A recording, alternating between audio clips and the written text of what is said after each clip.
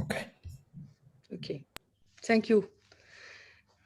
So, good morning, everybody. So we are today for the fourth session of our industrial workshop in UNIS. Today is dedicated to European job market and internship.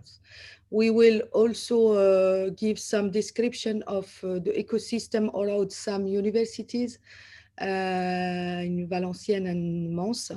The first talk is will be given by David Benato, is from Department of Humanities of University of Catania, and his talk is entitled "The Role of Social Media Platform in the Job Market: Searching for a Position and Designing a Proposal."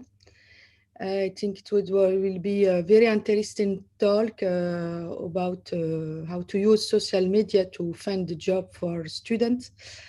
And the second talk will be given by me, and is about how we can enhance the employability of our students with the ecosystem around university. But for the first part, we will talk about focus on jobs needed in transport and especially in automotive industry, with the transition, ecological transition and digital transition. So it will be around all transport system and also the needed jobs for this area. So in 45 past 10, we will have a coffee break, and after we will have Mr. Stéphane Meuric from the Technopole Transallée in Valenciennes, who will explain the ecosystem of University of Polytechnique de France in Valenciennes, and describe the second part of our talk, and how this interaction with the ecosystem enhance the employability of our students.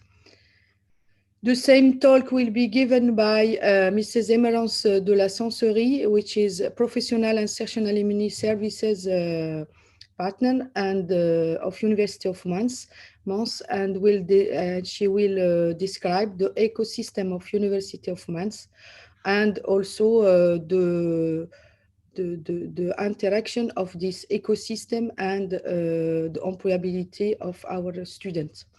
Finally, we will have a talk from Mr. Patrick Hoffman, which is coordinator for European Research Funding, University of BTU, and he will explain how Marie Skolodowska-Curie action can contribute to employability of PhD students and scientists in Europe.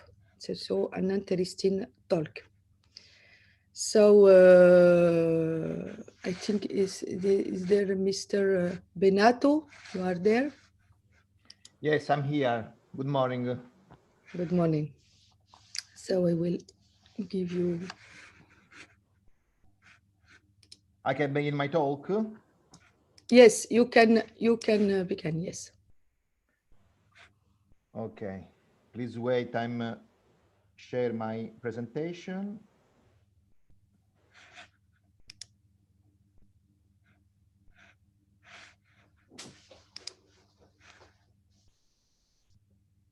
Do you see the slide, the first slide?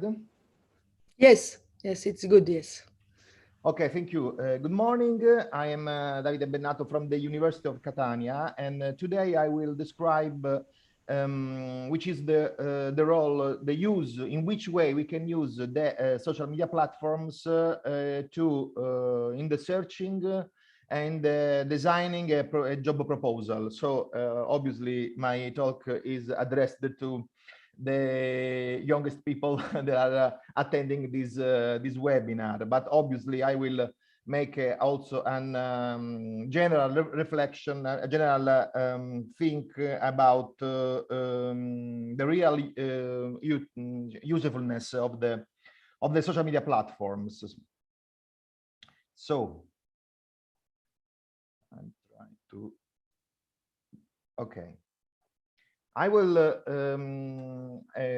My presentation is based mainly on these elements. Why use digital media? The strategies we can in which social media are useful for offering a job. So the strategies of the general strategies of the business people, finding a job, in which way social media can be useful in finding a job. Managing reputation is an important element from the people who is entering the job market, and some reflections about the strategic use of social media platforms. Okay, why use digital media? Obviously, digital media are not media. Digital media are mainly space of relationship. So in the job market, when there is an offer of job, and there are some people who are looking for a job, obviously social media are very interesting because they works like a social spaces to build and to create social relations. So social media are not just communication tools, but they are small words with some rules, small words with some etiquette rules, and we have to know in a deep way in which way they works, because they are very useful to in the job market. They can be very useful, obviously, in the job market on the European scale. And another important element for the importance of the social media, they are tools, but like every kind of tools, they require some skills. When we use social media, we have to have some skills to use the social media, not only technical skills, or in which way I have to create a profile inside the social media platform, or in which way I can share a content inside the social media platform. But these kind of skills are entering inside, also inside the elements, the main elements of the works of the jobs. Clearly, when we have a job inside an organization, usually in this organization there are some elements that are taken from social media. For example, the distance connection, the use of platforms, the capacity of create specific content. So is an important element. And this kind of and obviously social media platforms, the cultural elements of the social media platform are going into deep of the job market and the works. In fact, they are tools that are changing the work, because there are a large number of apps that are changing the work processes. For example, this is one of the example possible. Slack is a tool that is used especially in startups, but not only. And it works in a very similar way with the Twitter, but is specialized obviously to create a connection inside small groups of people working together.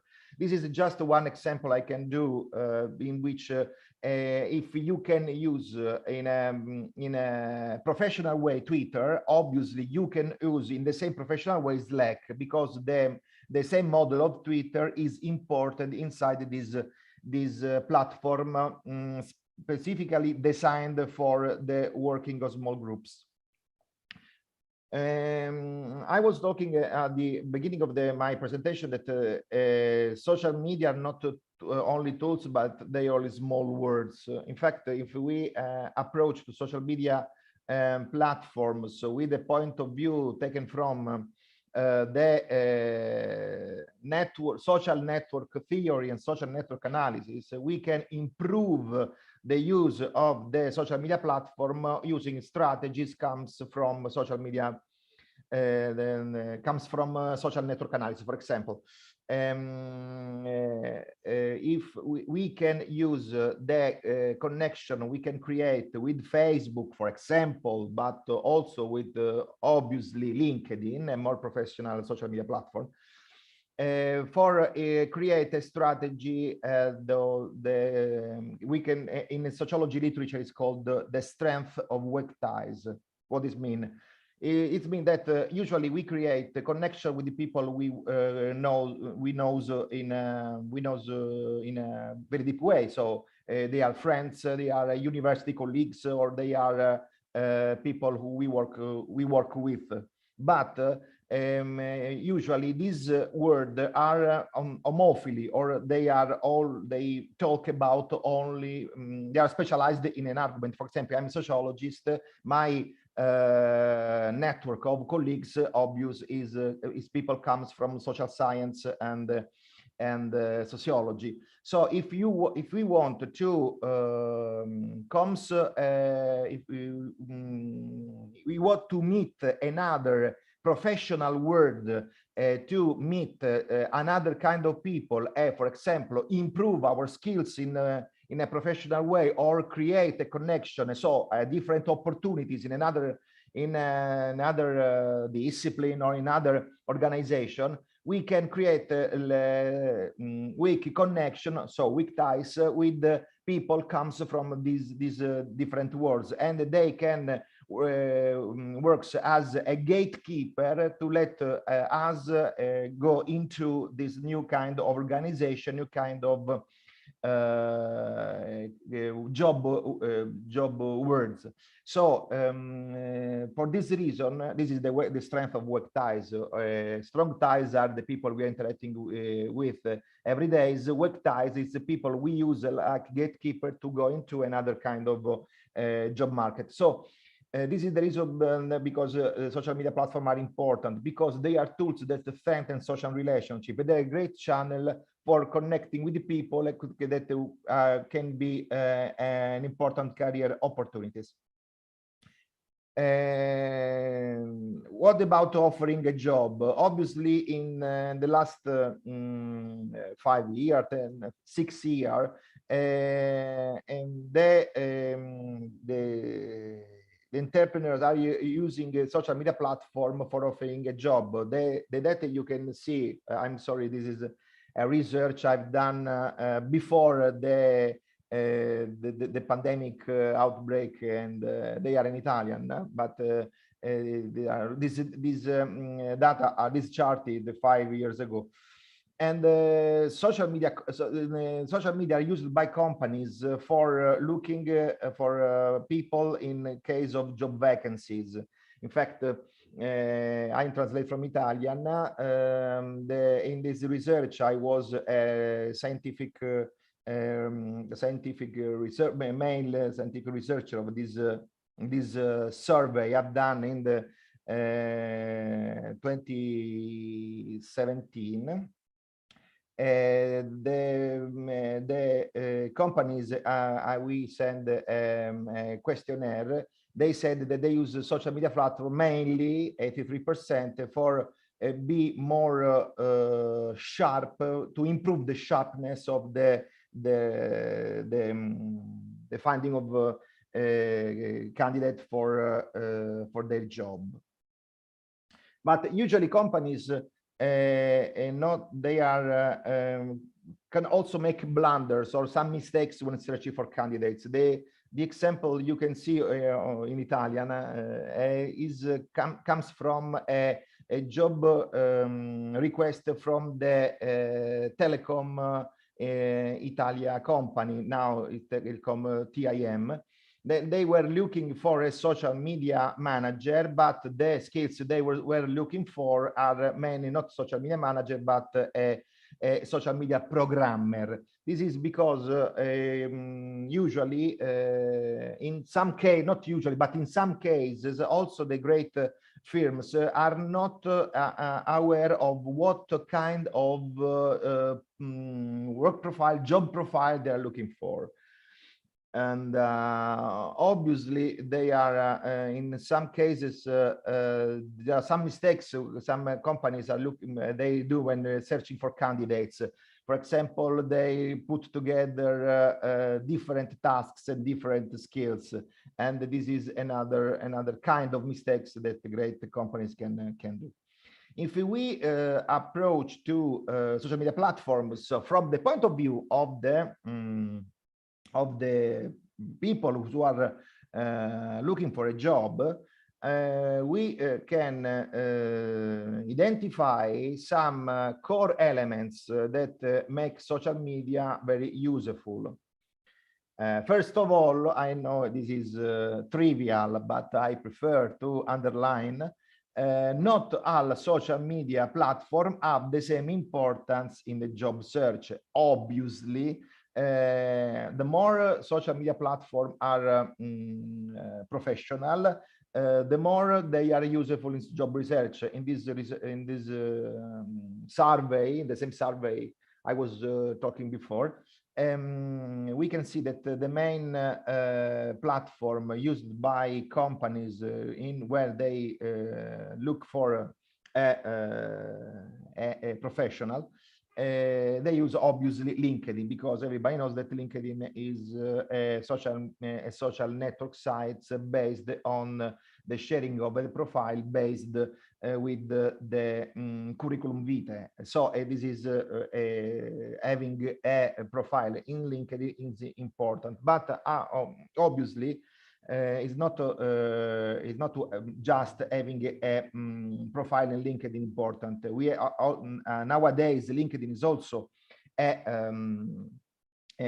social network sites with the same interaction model of Facebook. So we have not only have a profile and an up-to-date profile, professional profile, but obviously we have to use LinkedIn like a social network. So create contact, create making contents, talking about our professional lives and so on.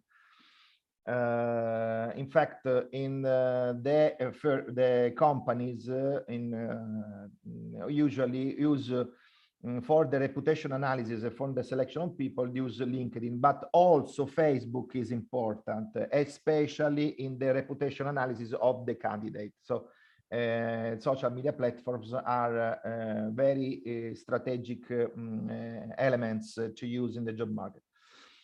I'm calling about reputation because reputation is very important in the job market, but obviously not only in the job market. First of all, the problem of the curriculum vitae when a candidate is presented with the presentation letter is the presentation letter is bidimensional. So I can understand which is of the candidate, which is his degree, which is his competencies, which are the skills he or she has, but and I don't know what the word says about that candidate. So usually the companies, different companies use the social media platform to understand which is what the word says about that job candidate. So for this reason, social media platforms are very, very important for managing reputation. This is a joke, obviously, because, for example, in the real world, a general profile is unemployed, but if we read his profile on LinkedIn, we can see a series of buzzwords that define the candidate as important, for example, in the world, in this case, in this jokes, in this joke, in the world of the innovation companies or innovation startups. This is just a joke, but describe which is the differences between the general perception of a job candidate and the perception we can have of the same job candidate using the social media platform. So the reputation is important from this point of view. Companies use social media to inform themselves about the candidate. In this research, for example, I obviously the same research I was talking about, I was the principal investigator. The social media platform are used by companies for to understand in which way the candidate is expert in the express his competencies, is in which way is expert in to express in which way he or she is able to have done some extra university path or extra formation path, and in which way they are able to express their competencies. So social media platforms are important, obviously, in the managing of reputation.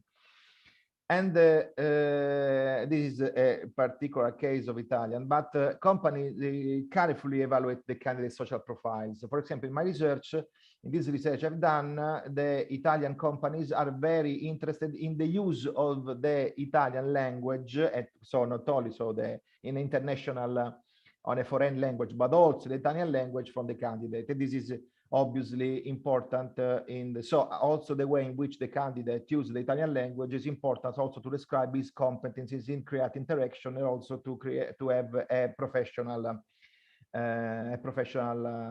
expressions.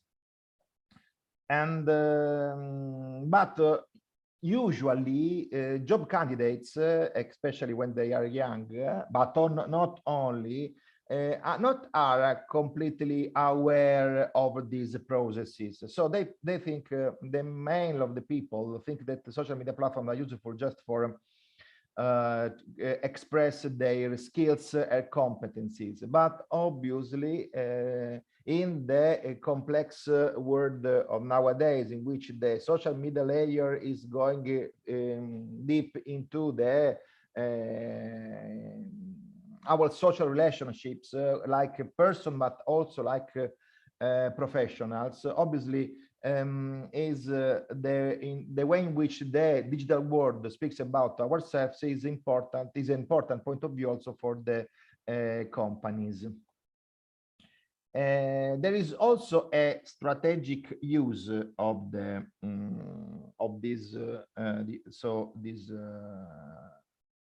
of the use of the social media platforms. First of all, social media is an expanding and changing universe. The infographic you are looking at is just an example of how is big the world of social media platforms, how is there is an important segmentation of the social media platforms, and how the segmentations is important also for the job markets. Usually when we talk about social media platforms, we are thinking on Facebook, LinkedIn, Twitter, and in nowadays also TikTok for marketing purposes, but also for reputation purposes. But the social media world is very, very, very big, and is always specialized. And usually these competencies, the competencies to choose the correct social media platform to meet the correct job seeker is very, very important, as obviously is very, very difficult. For example, for the people who's studying computer science, is important to, for example, to have a profile on Substack, and not only to have a profile on LinkedIn, because who works in the computer science market, Substack is an important source of information, of softwares, of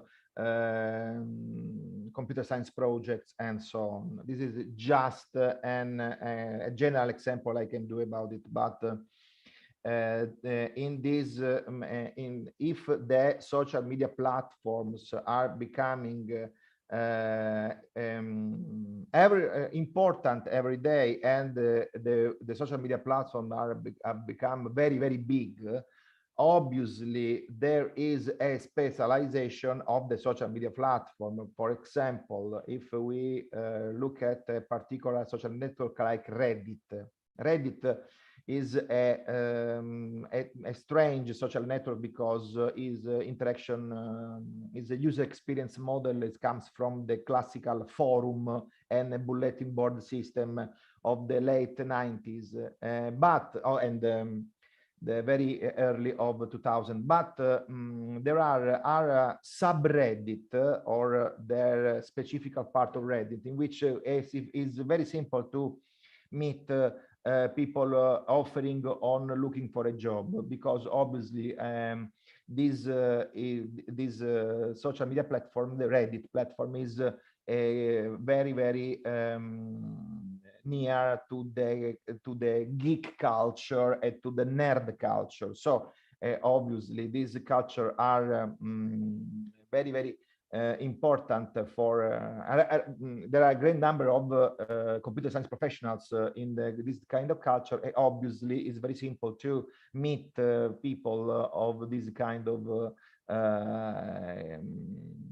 professional sector inside the platform that are born for entertainment purposes, but obviously can they can turn in professional platform. This is for example, Substack in the computer science world is a technical platform to find information about programming. In Reddit is in the computer science job market is just a place to entertainment, but obviously also in entertainment social media platform we can find this kind of information.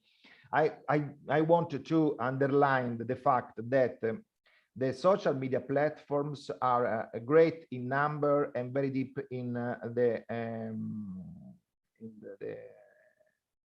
dimensions of the people they are involved. And for this reason, usually there are some platforms that fit best for specific competencies of the speaker job market than other. For example, LinkedIn is general, it's very general from the when we looking for a job, but Substack is specific of where they are looking job or looking project in the computer science world. So we have to understand that the social media platforms are they work as words, and as words, so we have to understand to which are the people that lives in these words.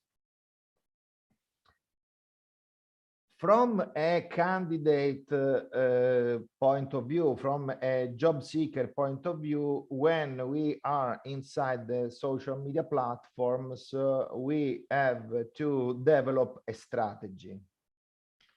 Why? Because obviously is very difficult to catch the attention from a company using social media from business purposes or for another kind of professional sector. So we, from a candidate, a job seeker, have to use in a strategic way, have to create a real social media personal strategy to catch all the attention he can collect from the job sector, job world he or she wanted to go into. So to make the best use of social media is important to develop a strategy. The image you can see in my slide is a one of the great number of canvas you can find. Canvas are a scheme to understand in which way develop a strategy. Is one of the great number of canvas we can find on the internet when you are looking to social media strategy or personal branding strategy. And this is I want to just to make clear that a strategy is I mean, for a strategy, a different kind of steps you have to do when you are using social media platform for looking a particular kind of job. And this strategy is obviously is integrated in a more complex job search project. So if I give a tips of young people who are looking at this webinar, when I use social media platforms to find a job, I have to split my strategy in two different strategies.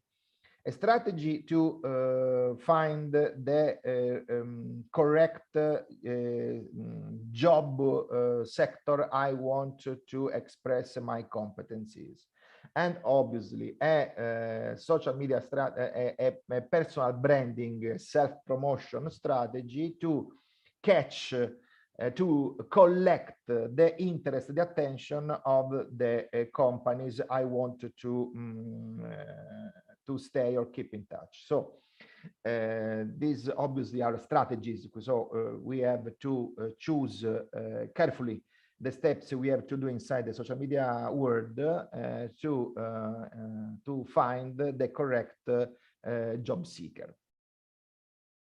So this is the main point. What is a social media strategy for this point of view?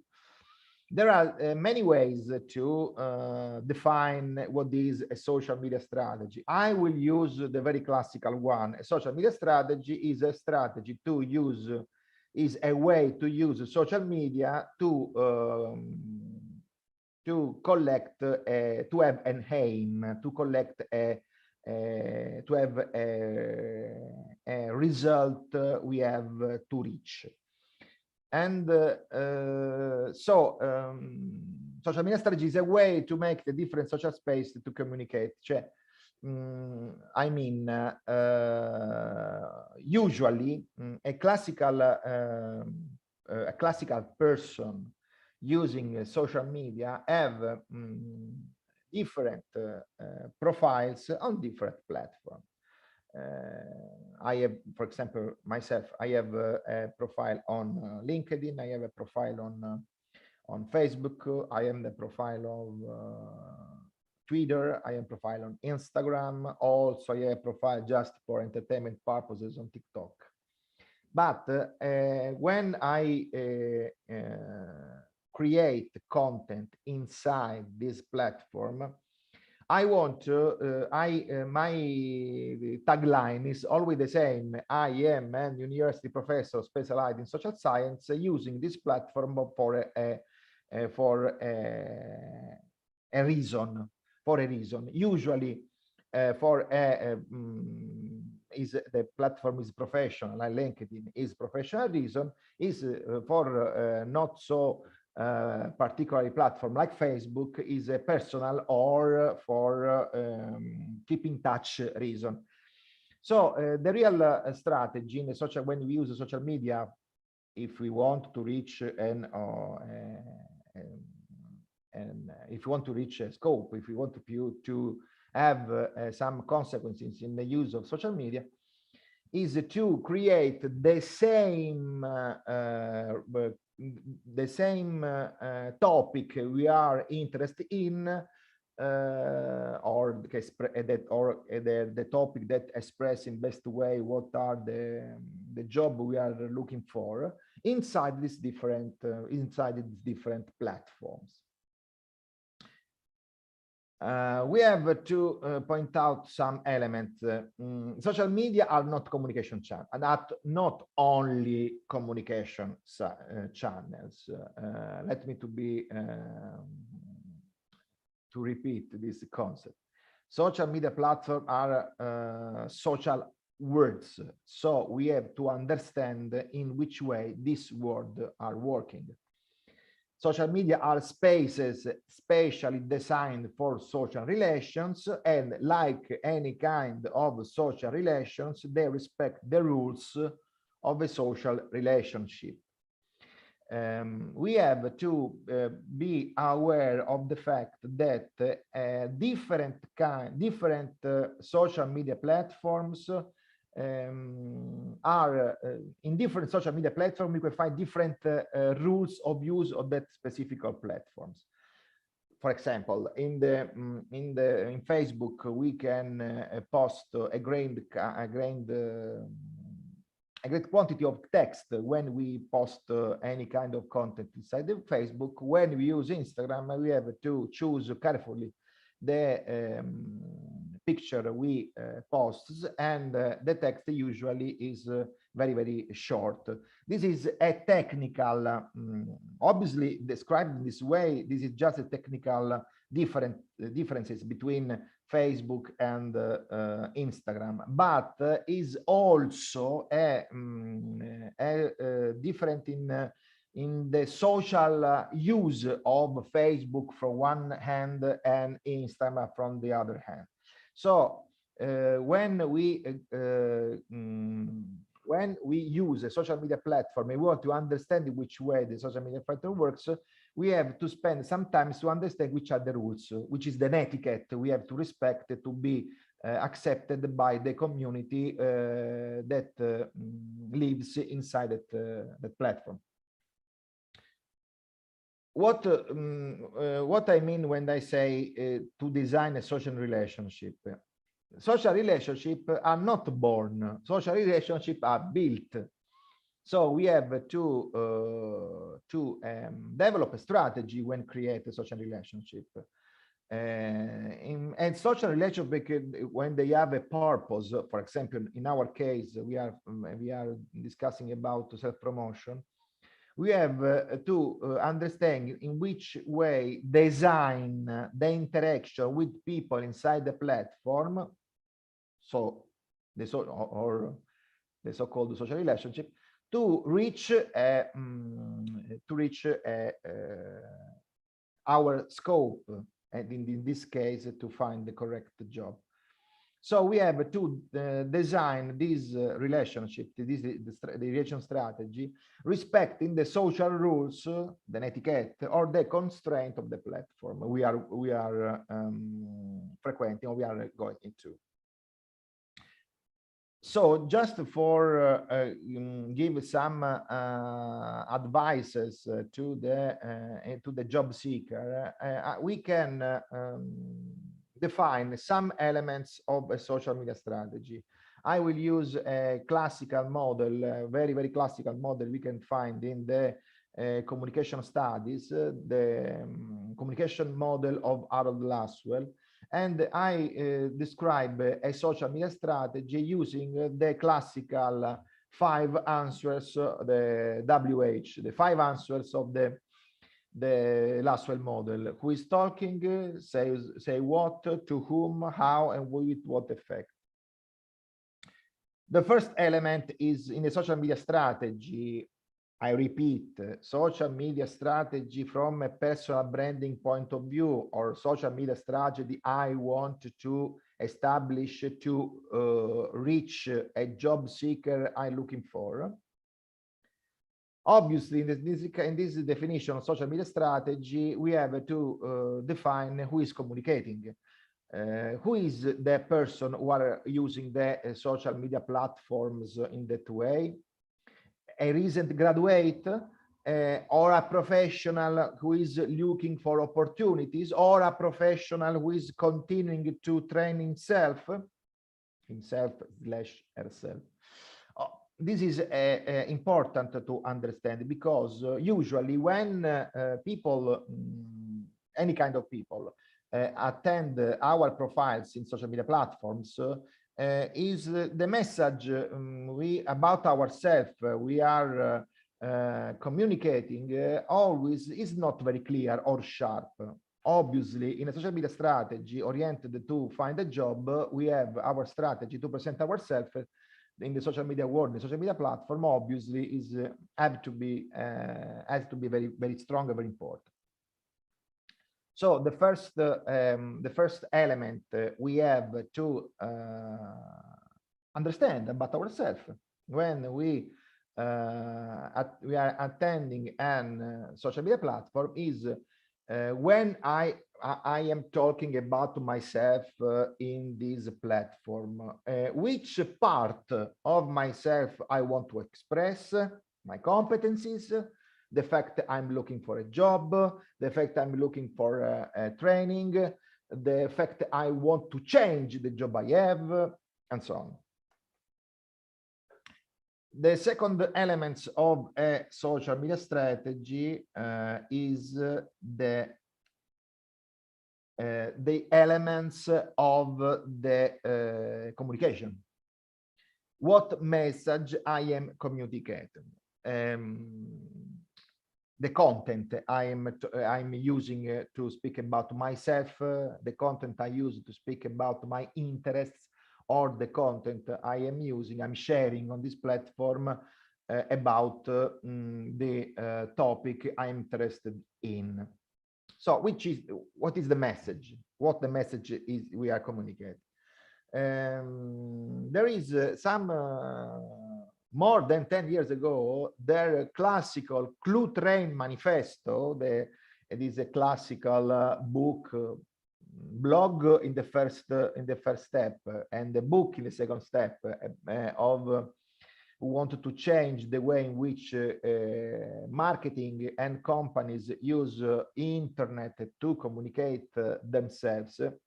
They say that the markets are conversations. What they mean? Markets are the way in which consumer looking for a product and buy this product is not comes from the classical advertising, that the mass media advertising, but people discuss about a product, and then they decide to buy or to buy a product or a service. For this reason, the classical strategies using from Amazon, for example, when we have to buy something on Amazon, we look for the rating of the product. We are looking for the way what people are writing about the usefulness of that particular product.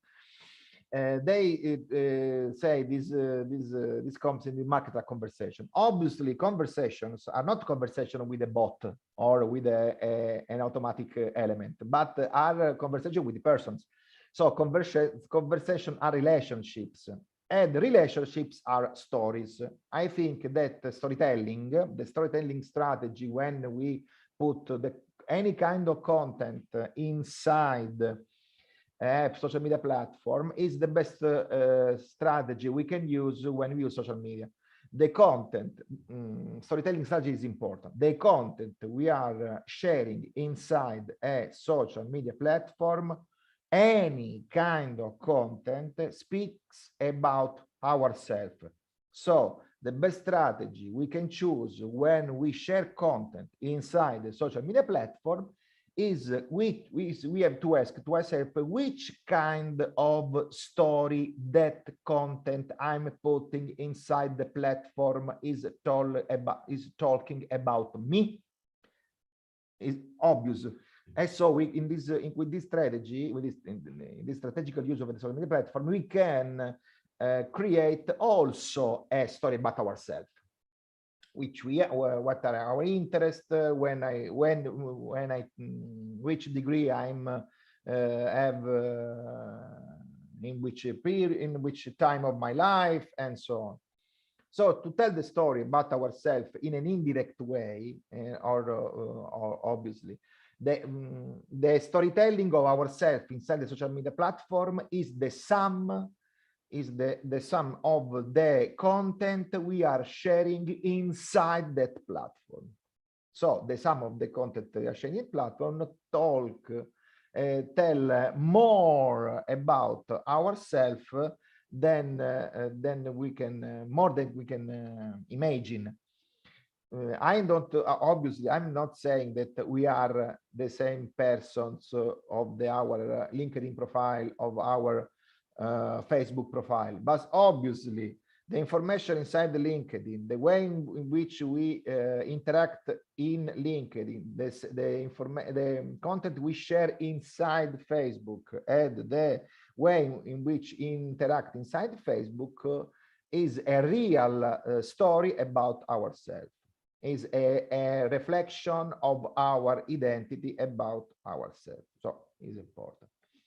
Another element to understand and to decide, we have to choose when we interact in a social media platform, is the tone of voice.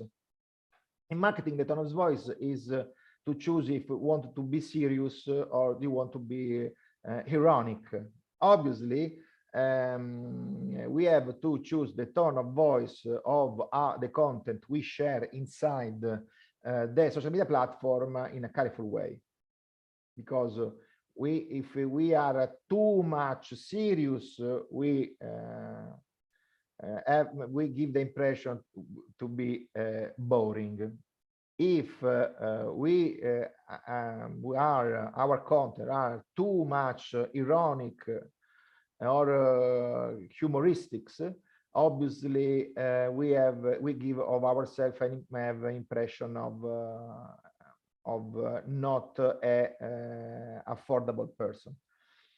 So we have to choose carefully to create a 50 and 50 strategy in important content or serious contents and ironic contents, because obviously we are human beings and we are not only professionals in every aspect of our life, but we are also normal persons. Another elements we have to reflect when we want to use social media platforms for when we are looking at job. When I'm talking on where I'm sharing content on a social media platform, where I'm talking about myself directly or indirectly in a social media platform, which is my audience? Or correctly, who is my audience? Who is the receiver of the content I'm sharing in the platforms? When we, for example, when I share a content inside, I like to share memes inside Facebook because you know, they are ironical, they talk about a kind of situation, so. But usually I share memes of very geek or very professionals. Obviously, you know, the memes you can deconstruct their what their meaning if you are able to recognize or what kind of cultures they're referring to. For example, in this period, in these days, we have these days there are a great buzz about the Netflix show Squid Game, and you can find the elements of the shows in the form of memes, but in any kind of cultures, from the political culture, of the pop culture, but also for professional culture. For example, I find some memes that describes the work in an organization using the image taken from the Squid Game Netflix TV shows. What I mean? I mean that we have to understand which kind of job culture we are. Is it our audience? Of example, if my audience is the receiver I have in mind are the people professionals in computer science, the meme I will share obviously are based on computer science. For example, the classical jokes we can find in this world, so on the fact that, for example, Excel is not a DB database, but usually people use Excel as a kind of database. This is one of a great number of jokes about very deep into the computer science culture. So just an example I can do about this word. So we have when we are put some content inside the social media platform, we want to, this content is a strategy to catch the attention of the job seeker I'm looking for, I have to know very well the which is the culture, the cultural elements of the job culture I am refer to. So I have to understand who wants. I have to know this word, what is the elements of this word, which is the structure and also the jokes of these words, because also the jokes can reveal that I know in which way this word, this job word is working. So I have to understand, I have to decide, understand in first step, decide in second step, in which way I want to catch attention, catch interest from the people participating in this kind of job words. This is another problem. When at the beginning of this part of my presentation, I was talking that social media are in the 2021st, social media are great in numbers and very and they're becoming very specialized. For example, Facebook is a general purpose social network site. LinkedIn is a professional-based but general purpose social network site. Substack, not. Reddit, not. So I have to understand. I have to understand, correct,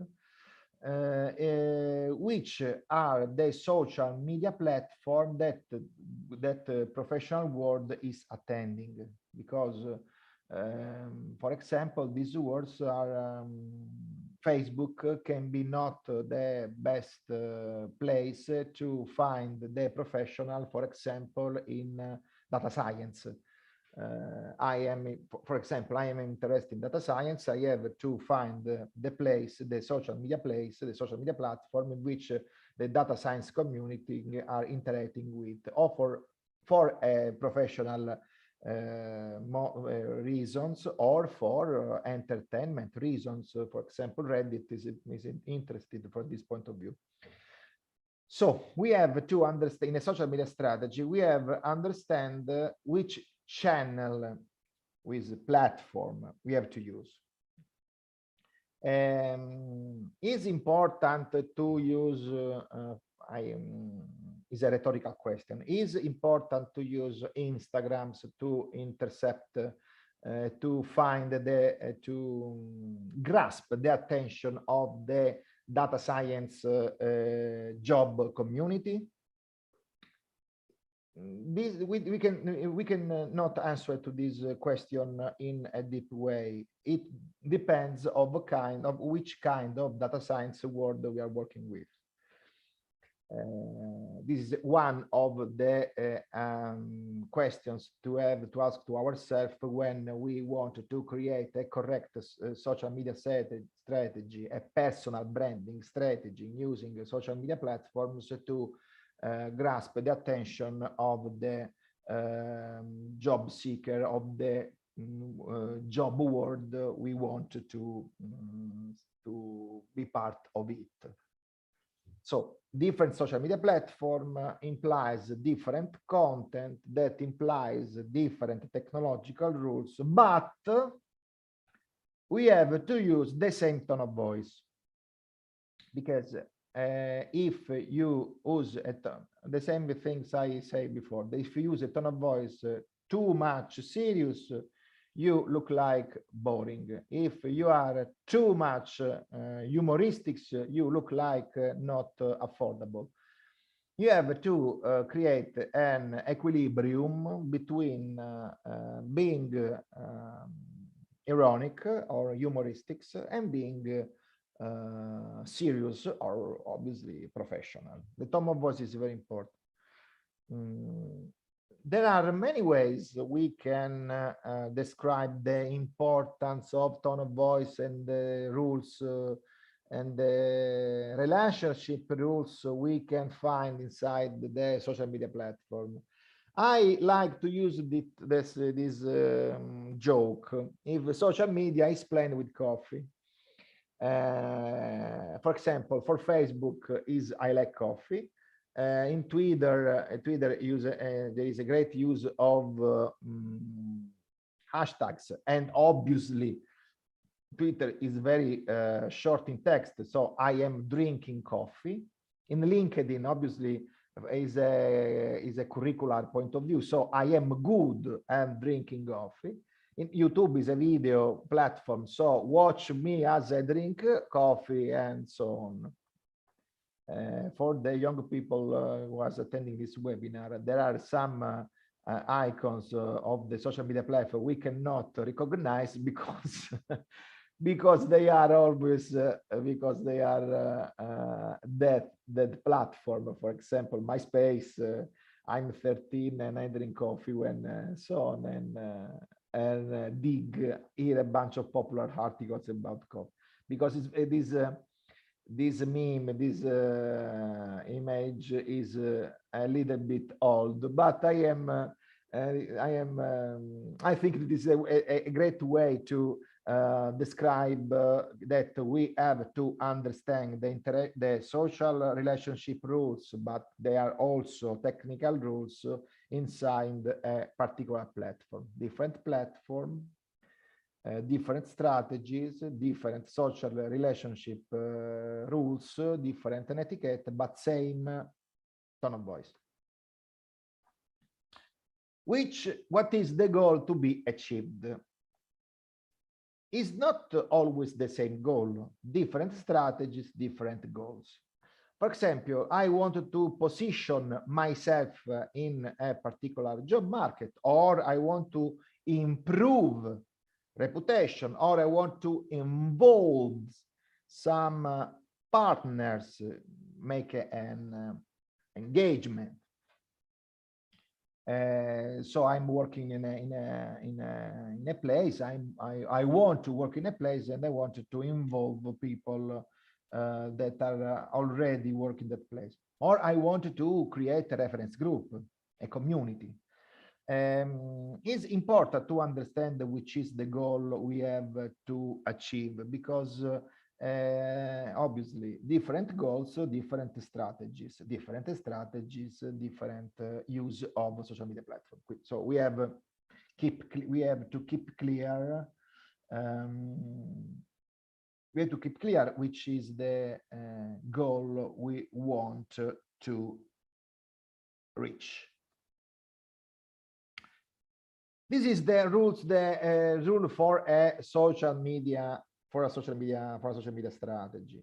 But when we live inside the social media worlds, and in a particular way in a social media platforms, we have to respect general rules to make more useful the strategy I am designed, but also I like to be recognized as a person who is human competencies, hard skill competencies, and soft skill competencies, because I repeat, the sum of the content I share inside the social media platform are a story about ourselves. And this story about ourselves tell about ourselves more than we can manage, or more than we can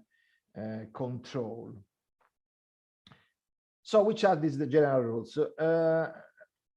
Just for disclaimer, this is a picture I take of my department, because my department here in Catania is is part of the UNESCO heritage, because is an important monastery of the 17th century. The first rule, the social space we are create must have a recognizable identity. I have to understand who is the persons who are interacting in that space. And the more the people attend the space I created, the profile on Facebook, my profile on LinkedIn, the more people are understand what kind of person I am. So the social space must have a recognizable identity. Second, rule 2, the social space must have a clear message. Clear message because we are using the social media platforms to reach an aim, to reach a scope. For this reason, the message I have communicating have to be always the same. For example, I am a degree in social science, and I'm looking for a job inside the world of the management, or for example, inside the world of the data science, specifically dedicated from social scientists. This is just one of the any number of example I can do, but obviously the profile I'm creating on social media platforms must have a clear message. And the clear message, I repeat for the fourth time, is the sum of the content I share inside the platform. Third rule, the social space must have its own reason for frequenting. For which reason? A job seeker have to attend my profile, or the job world I would like to interact with have to attending my profile. For example, because I'm putting information about that word, data science for social scientists. Let me give this example. I want in my personal profile, I want to grasp the attention of the data science world, specifically dedicated for the social sciences. So usually, when I find, for example, a tool to create a social network analysis of a particular Twitter hashtag, usually I reveal my discover. I talk about this discovery inside my profiles. For which reason? Because when I say hello boys, I'm fine, on LinkedIn or Facebook. Hello boys, I find this useful tool to make the social network analysis by using a Twitter hashtag. I am the real message is I am a professional who understands what is a social network analysis. And during my going in internet, I find then information that is useful not only for me, but only the world I want to interact with. So there is a rule we have to, the third rule is we have to build a reason for let the people of the job worlds we would like to interact with to attend our social space or profile. This was the last rule. I think my time is over because I begin this talk at 9 o'clock. Thank you for your attention. I hope I was clear in my argument, and now I'm waiting for your answers, for your questions. Thank you. Thank you, Mr. Benato. It was very, very, very interesting. And also amazing about how we can express our need to have a coffee, or to drink a coffee. It was very, very interesting. And I think it's interesting also for a researcher, for a professor, for not only for our students. So it was for students, but Also for ourselves. In fact, I learn these strategies always because I'm working on myself as yeah. a researcher, as a professor. So this is one your observation is absolutely perfect.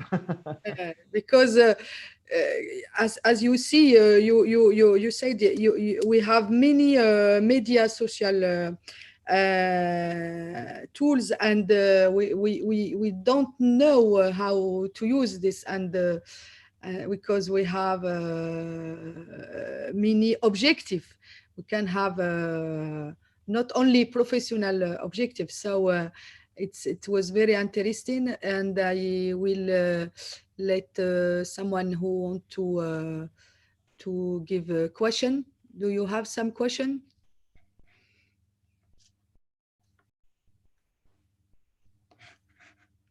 No. Mr. Hoffman, you have a question? Yeah, I hope you can understand me. Yes. Yeah, fine. Always the microphone probe at Mm. the beginning. Yeah, thank you for your talk. I think that we have a overwhelming variety of social media, and there are also some special social media for researchers. ResearchGate, for instance. LinkedIn is also a professional network. So do you think that we still need something like Twitter and Facebook and so on for researchers? Thank you for your question. Obviously, the answer is a little complex. We have to understand our topics in which way people talking about it in the different platform. For example, I am a social scientist. I'm a sociologist working with the big data. And usually I'm interested to look for softwares, open source software to doing my research. The data science community talking about this software is very active inside the Twitter, and they use their tweet using a particular hashtag. Obviously, I've learned about this hashtag attending this research world, understanding which way that this kind of people were using Twitter. So I think we don't have to use any kind of social media as a researcher, I say. We don't use any kind of social media platforms exists because there are a there is a great number. But we have to understand our cultural community, our research community, in which part of the social media world are create interaction or are talking about the topic we are working in. So I think this is the best advice I can give. Thank you. Do you have other question?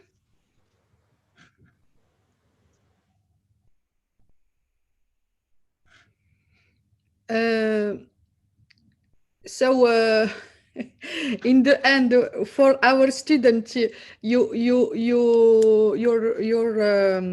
counsel is they have to impose prepare their strategy of social media. Yes, the best advice I can do to our student is, first of all, they have to understand which job world they want to go into. They understand which job world, for example, social media marketing or data science for economists or data science for social scientists or soft skill and the use on the psychology skills in the soft skill culture.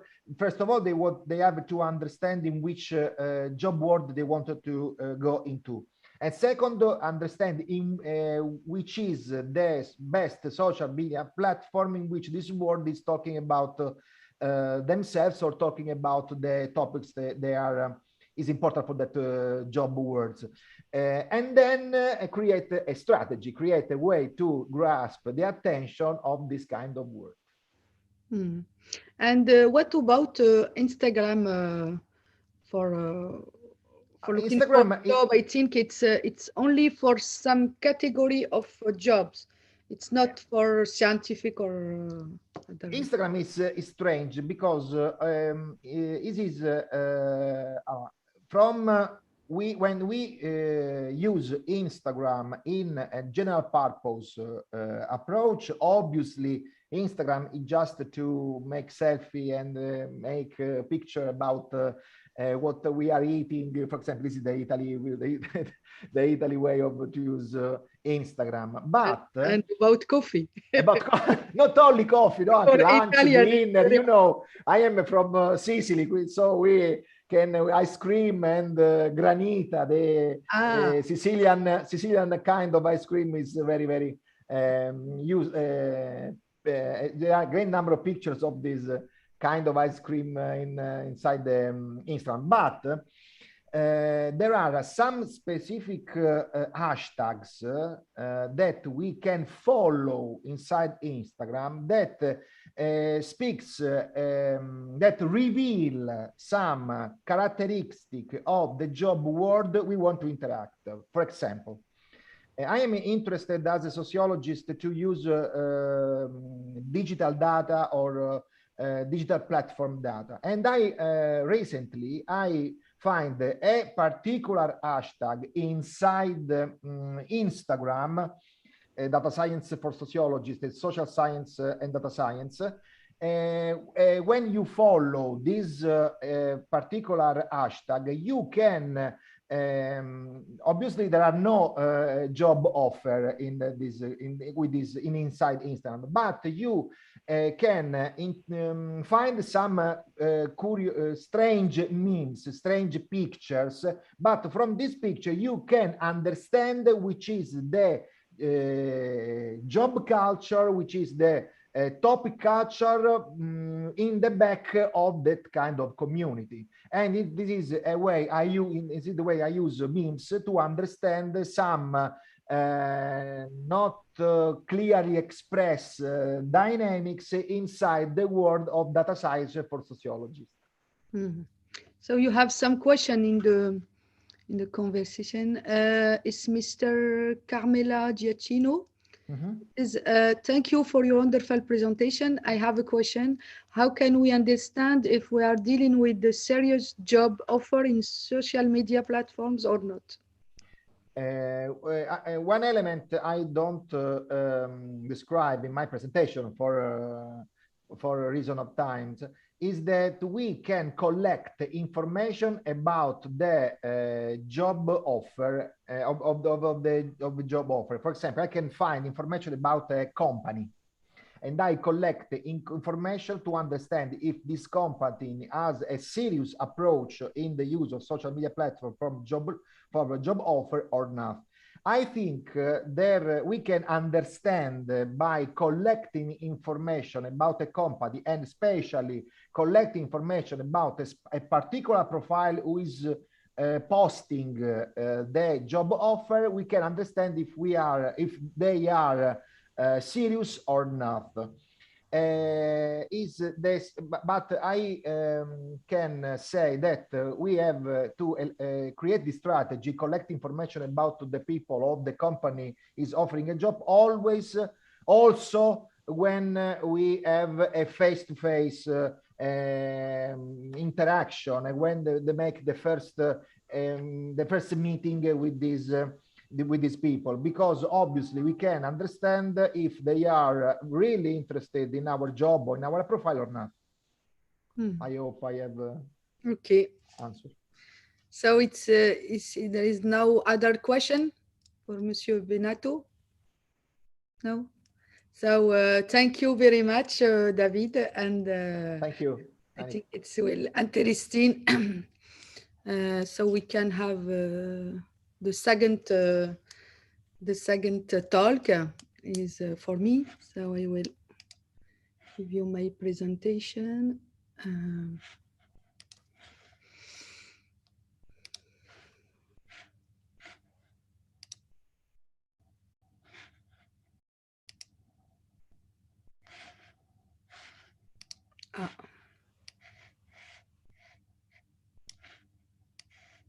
Yes.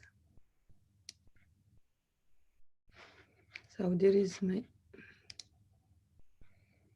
So you see my presentation? So my talk is about the jobs needed in transport with the new transition and the new recommendation of Europe Commission, that you know that we have the recommendation Fit for 55, which is given by European Commission on June 2021. So I am Atika Rivank from Université Polytechnique de France, located in France, north of France. So with the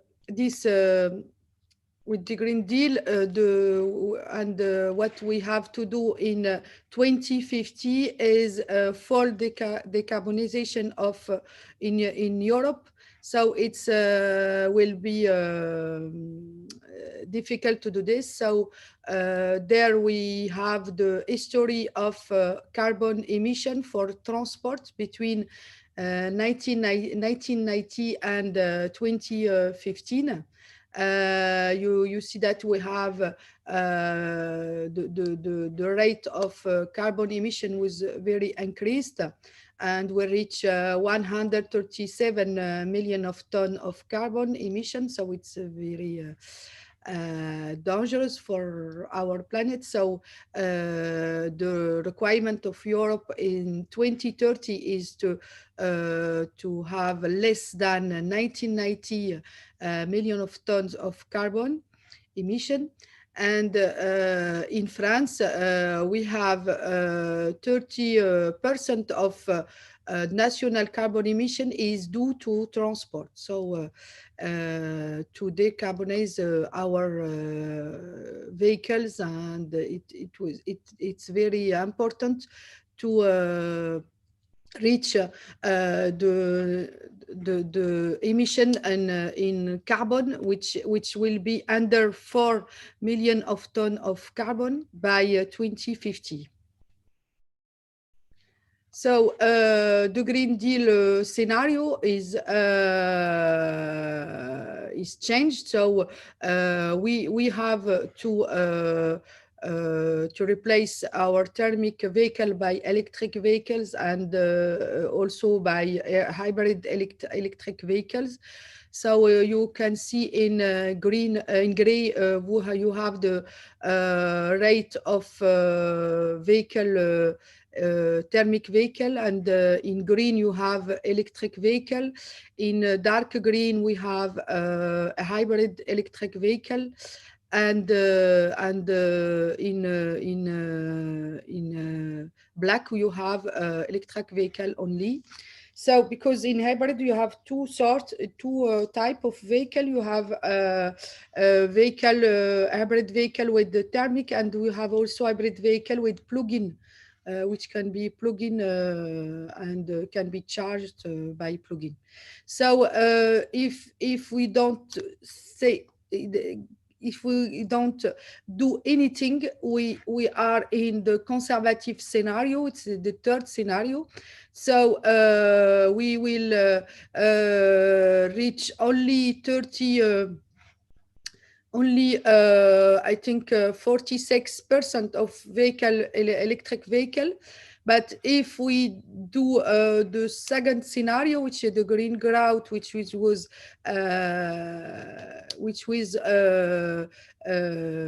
realized, can be realized in 2030, we can reach 70% of electrical vehicle, and the objective is to do the first scenarios, the Green Deal, and to reach 2020 88% of electrical vehicle, and only 80% of thermic vehicles. So for France, if we can compare in Europe the ambition of France for our roadmap in 2030, we ambition to reach 20% of manufacturing of battery comparing to European market. 25% it will be good for hydrogen fuel cells and hydrogen tanks in European markets.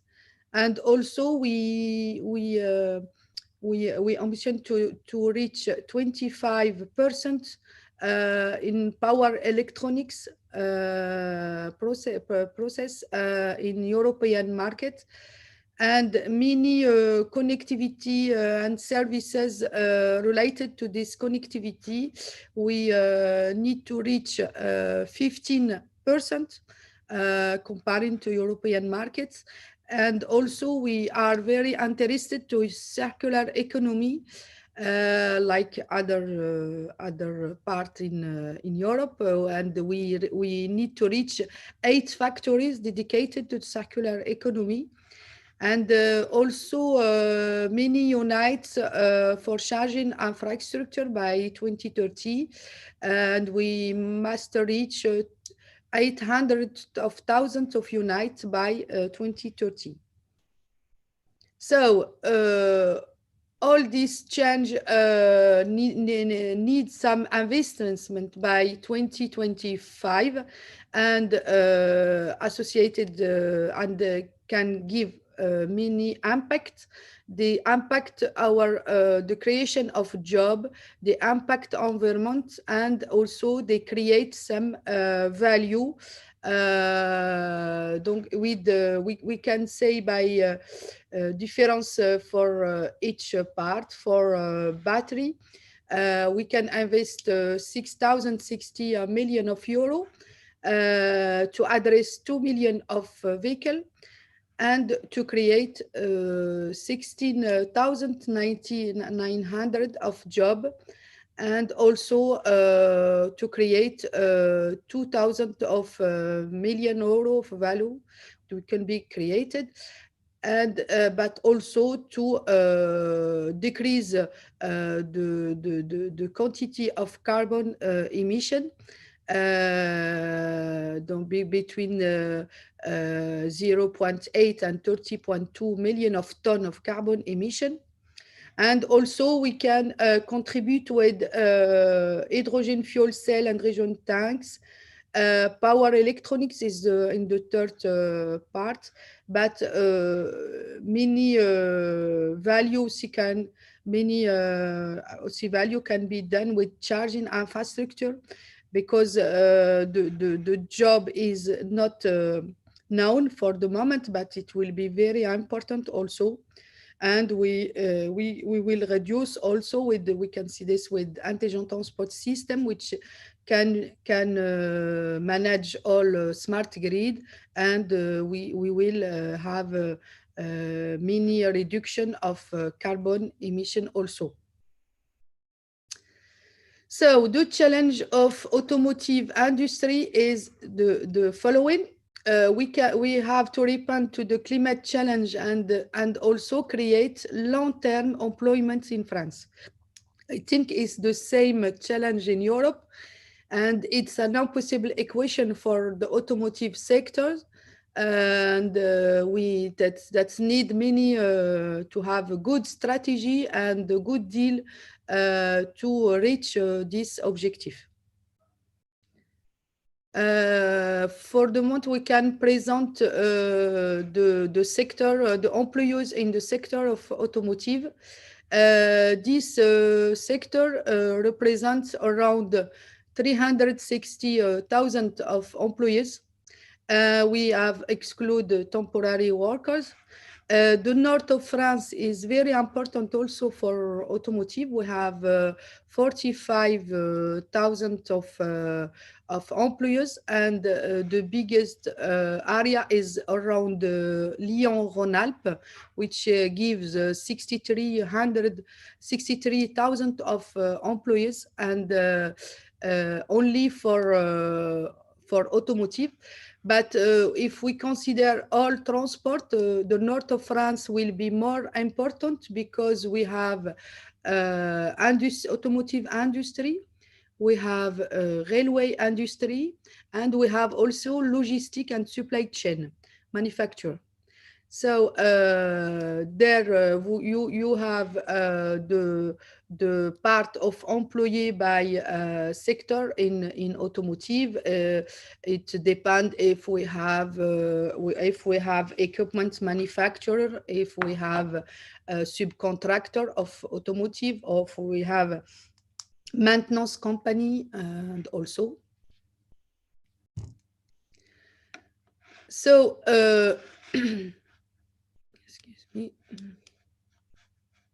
Yes, we we have we have to realize some strategy as we see, and we can have a four scenario for this. It depends on the strategy we have. The risk is that we will decrease the volume of vehicle in France and the manufacture of this vehicle. We need restriction in research and development. We can have some production outside of France, and some daily on electric vehicle, an investment also. So if we continue on what we do since 15 years, we risk to have less than 70% of employee in 2050. Launch some policy like we have in 2020, we can have less than 48% of employee in 2050. And the third scenario is about maintaining production volume and accelerating the transition to electricity. We can retain or have retention of the job, but it's very difficult to do this scenario. It's unrealistic. So the solution is to accelerate it, switch to activation to the level of sobriety construction, and an integrated vehicle battery engine and recyclable to have a good strategy about this. So we will have job retention between 2035 and 2050. So we with this scenario, as you see in green, we will keep and very good level of employees for automotive, and we can create also new jobs. So with this Green Deal, then within 5 years, priority is given to supporting employees. By 2030, the automotive industry is in position to meet the climate objective and a trajectory of complete decarbonization of transport by 2050.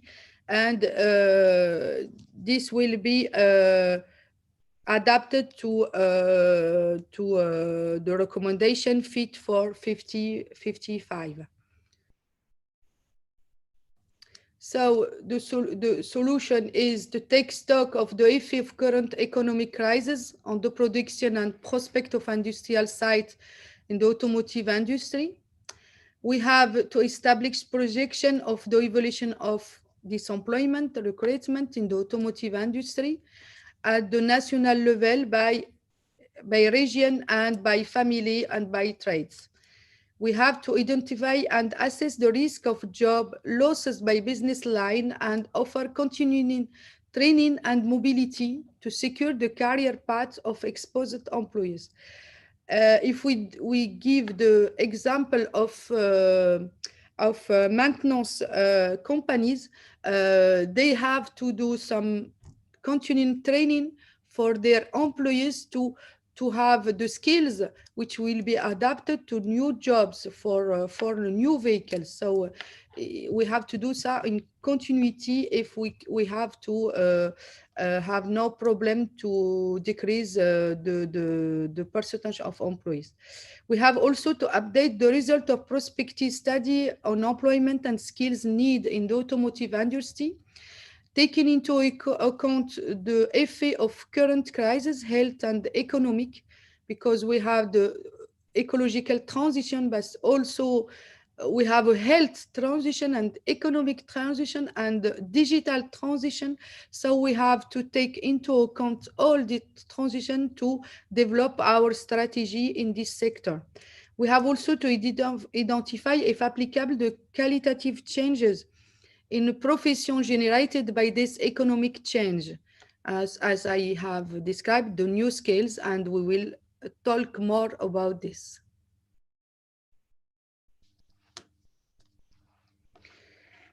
So with all this transition, we can see many emergent activity, many activity about the traction batteries. And the second area is about electronics, including power electronics. Another problem is important for battery is the recycling traction battery. Is it will be also producing many jobs, and for the moment many research, but we can have also many new job which is relative to this area of activity. We have also to do many action in retrofitting thermal vehicle to electric. It will be very accelerated for future years. We say also many things about hydrogen for mobility. Hydrogen for mobility will concern many kinds of transport system like buses, or also like heavy trucks. They will be equipped with hydrogen. But the problem with hydrogen is the price of production of the hydrogen is not efficient for the moment. So we have many research to do about this to let them very efficient for also for this transition. We will have also many action about charging infrastructure, many jobs also about this.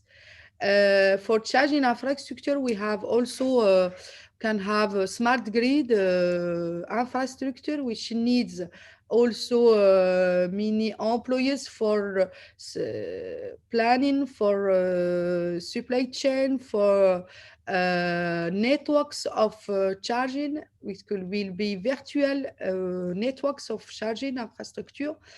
And also it will be very important in smart city to have these networks and to manage these networks. We have also mini action about connected services, about connected vehicles and autonomous vehicles. They have also impact in infrastructure. We will have new intelligent infrastructure, because the vehicle, the autonomous vehicle must be helped with also with infrastructure and with intelligent equipment in highway. So also operator of highway must give new jobs because they have to supervise all intelligent system and all connected services. They have to give also data. And we will see that when we have many data, we will have big data, and we have to analyze this data correctly and with many tools.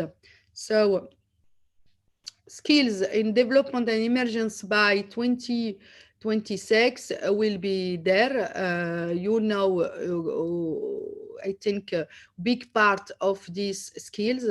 The first part is about software development and security. When we talk about connected services, connected transport, autonomous vehicle, we have the problem of cyber security. Cyber security will be more developed also for transport system, and so we will have many jobs about this, because when we have connectivity of transport, we'll have new services, and to protect these services from attacks, we have to deploy some algorithm of cyber security also. So I see for smart grid or for intelligent system, we have to do see many action in software architecture. So it will be very important.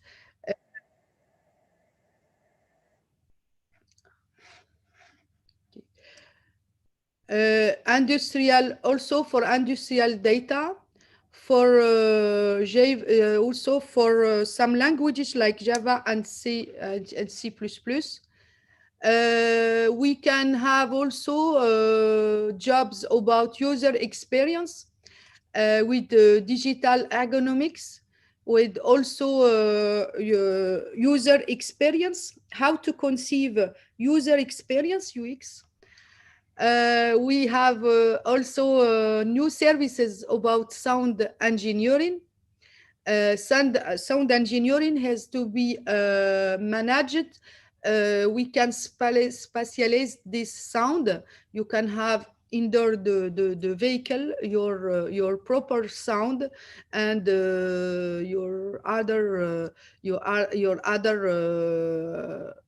member in the car don't have the same. So it's a very interesting application. We will use also more artificial intelligence, and we need the skills in this in the automotive industry. It's not only for cars, but it will be also in manufacture. I think for maintenance, we have to do 3D imaging, we have to do virtual reality, augmented reality, in order to help the maintenance partner, and to guide him for his process in maintenance. We have also need of skills in deep learning and machine learning. This could be used for perception of the area around the.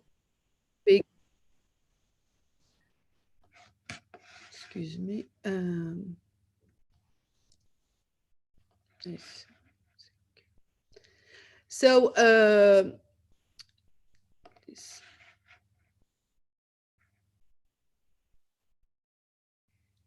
Yes.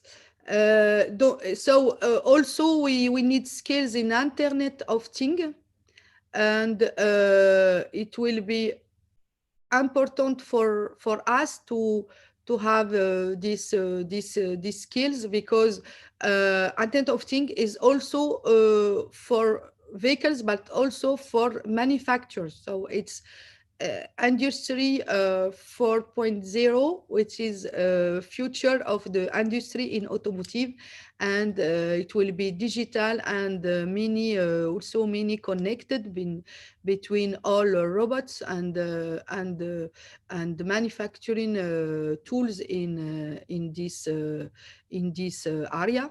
So the fourth area is about big data. When we have a mini sensor on the vehicle, we need to do some data fusion between all the information we have to process between, for example, when we have camera, LiDAR, and radar, and we have to give information to the conductor, so the driver. So we have to give a fusion of all this data and to make a decision. This decision could be made also by artificial intelligence, by the deep learning or machine learning. And we have also to manage some analysis of data. We can use also Python or R. We can do also statistical modeling for many things, for automotive, for conception of electrical vehicle, and also for planning also the driving. So many also production technology, automation, robotic and cobotic, many additive manufacturing, also how we can manage the line production with successful and with interesting results. Also, we have to care about quality control of hydrogen tanks and many action about the quality, and very big sector also, which will be emerged in automotive industries about electricity and electronics. So we have the power electronic and onboard electronics. It's growth in and is very increased in automotive vehicle. So we have also many technology of sensor for many think about the vehicle, because when we need to have autonomous vehicle, we need also many technology of sensors. And so they need also some engineering in electronic architecture, because we have to manage this architecture and to give the best of this action. We have also many needs in connectivity and telecommunication. This is a very important also part of skills which will be more needed in automotive. And for this, I have prepared some slide from our university, because we have some platform about this. So I will explain to you. This area is about wireless communication system and intelligent transport system, which developed in our universities with with the collaboration of Transalé Technopole. My colleague Stéphane Meuric will explain you in the second part after the coffee break the ecosystem of around this, but I give you only something about automotive and connected vehicle, autonomous vehicle. Autonomous vehicle will be more developed with also some self-driving vehicles. For this, we have to ensure inter-vehicle communications. It's vehicle-to-vehicle communication, vehicle-to-infrastructure communication. We have also pedestrian to infrastructure communication, or cycle from buses and cycle communication. And the objective is to share information of security and to manage the traffic and to avoid also accidents. So in Europe, the digital short range communication is based on IEEE 802.11p, which is called also ETS G5. It's a Wi-Fi for road, if you want. In United States, we are talking about the same the same standard, but we called it the wave.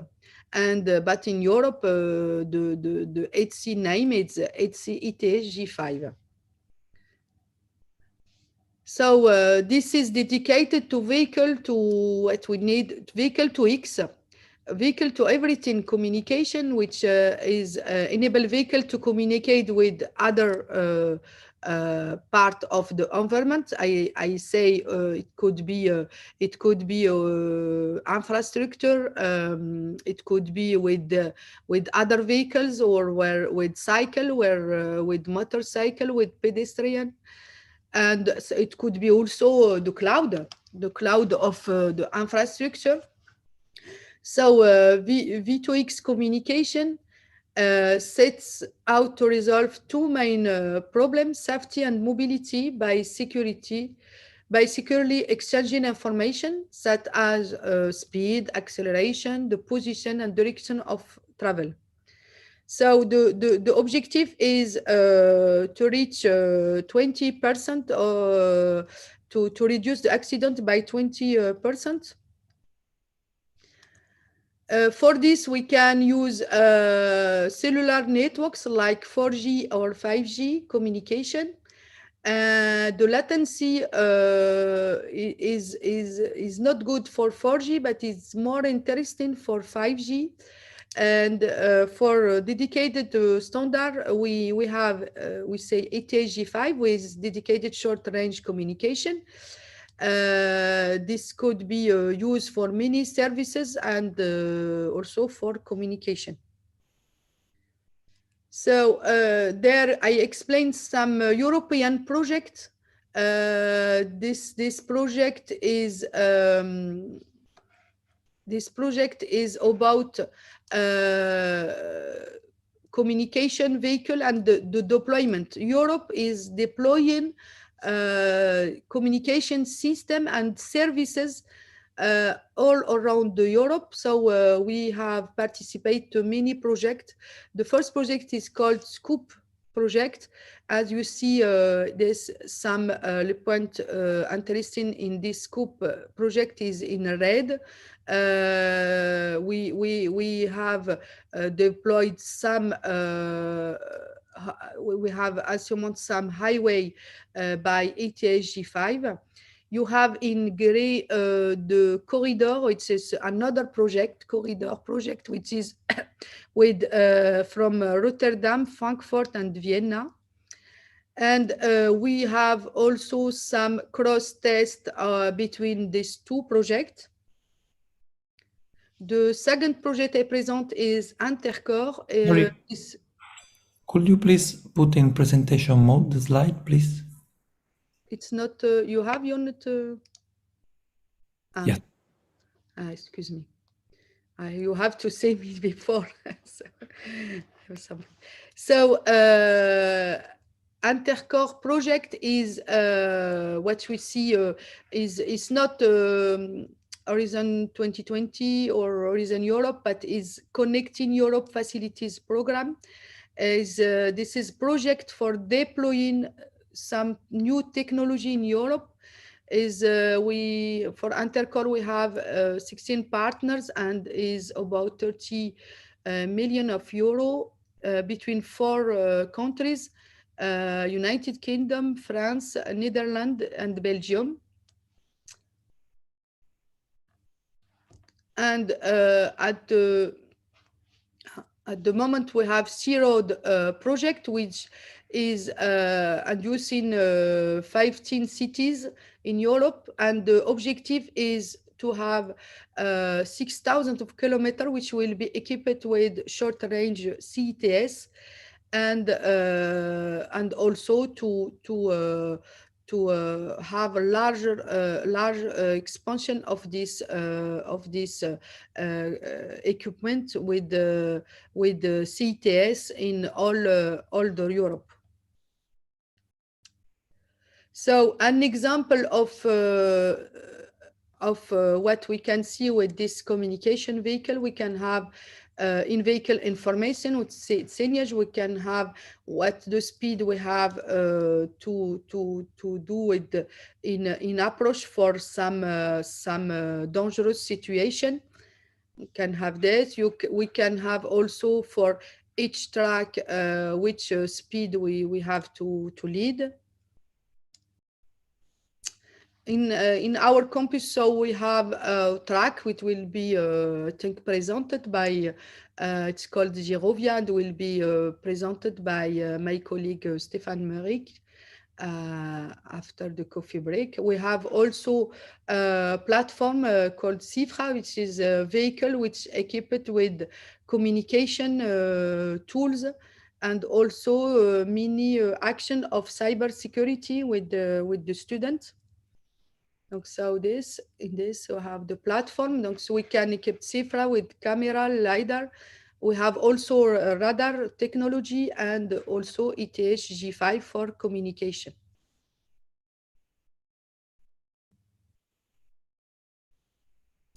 And also we have equipped the campus of University of Polytechnique de France with mini onboard with mini roadside unite with ATS G5. So we have all the campus is connected and we can have information about traffic if the vehicle is equipped.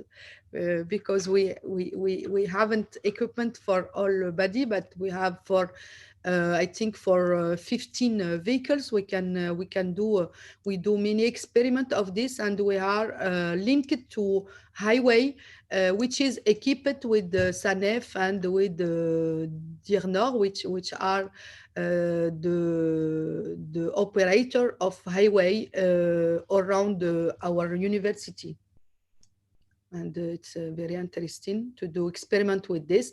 And we have also supervision of all the use case we can produce with our system of communication in the campus. So we can say that we have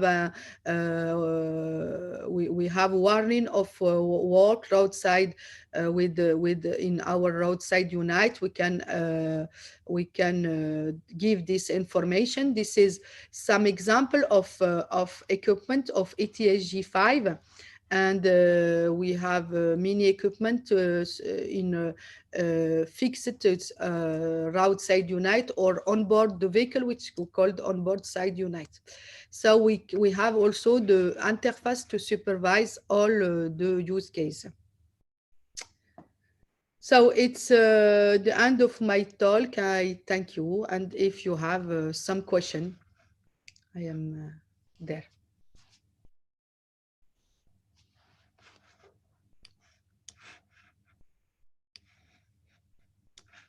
So have you any question?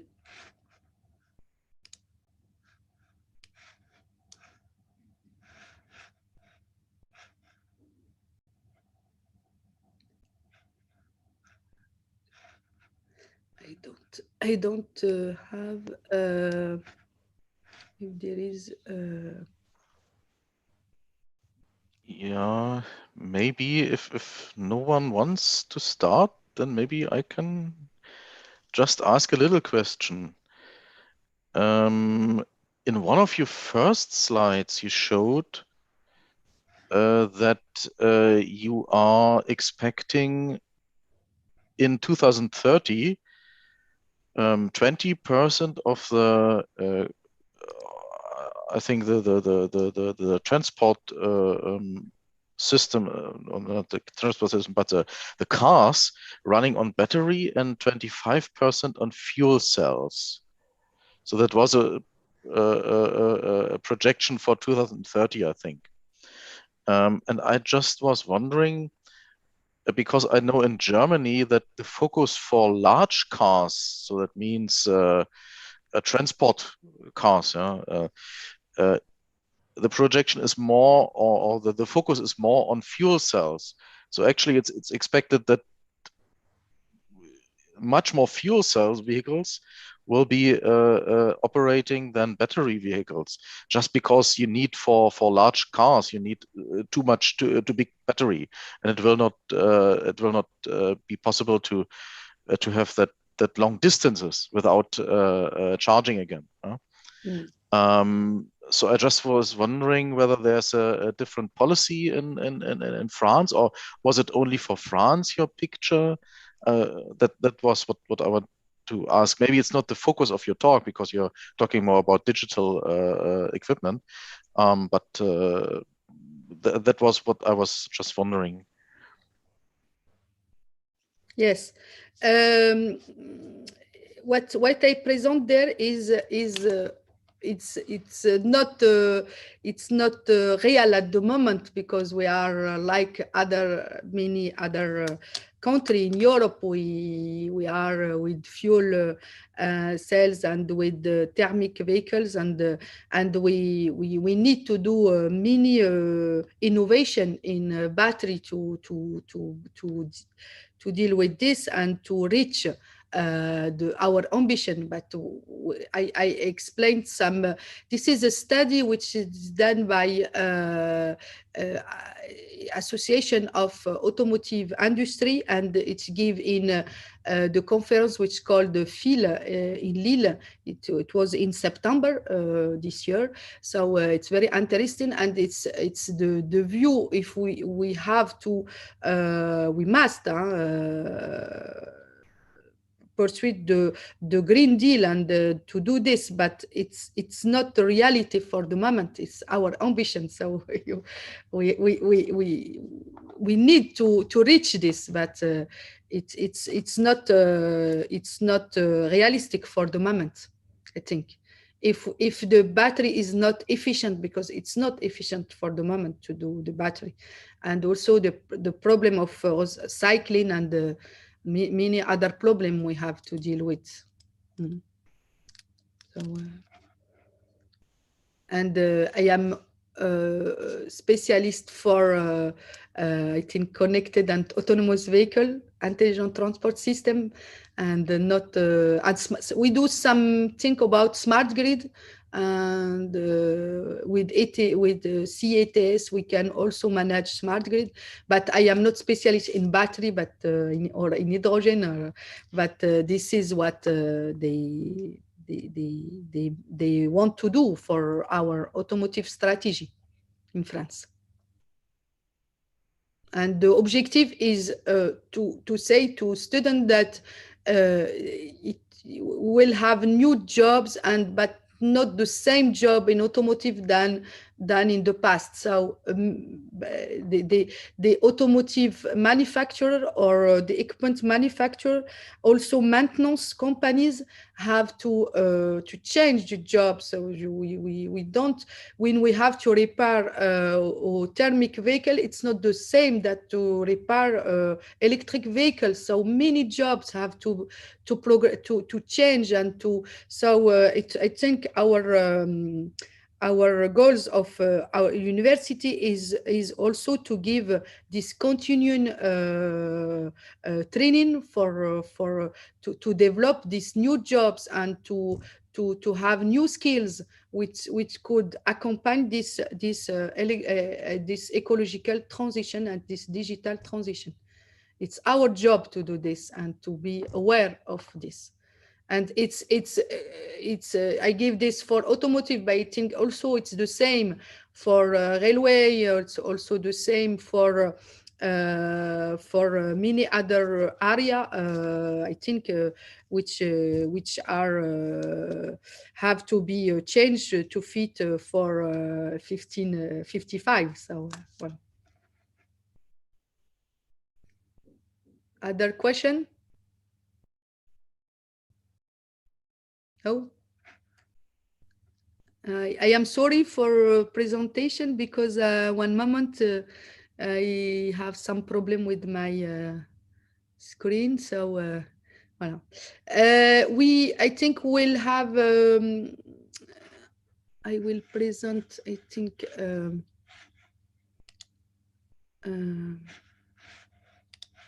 Excuse me.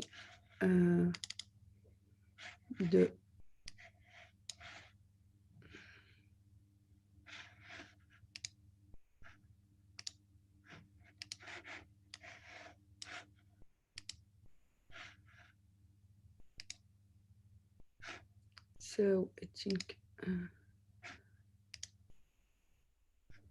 So yes. So for the moment, we will have a coffee break, and we'll continue after by Mr. Stéphane Meuric for the ecosystem of Université Polytechnique de France. So thank you.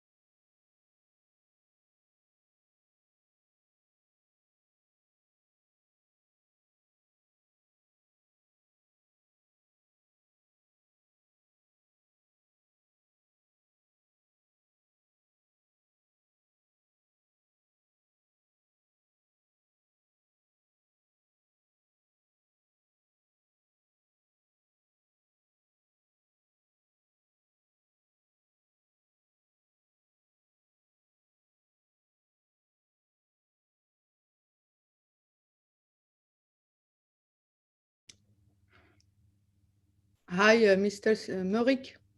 Thank you for your collaboration, and you are ready to present. So we are waiting some moments. I think some. I don't hear you, Mr. Morik. Good morning, everybody. It's better like this. The sound is good. Yeah, Yes. Yes.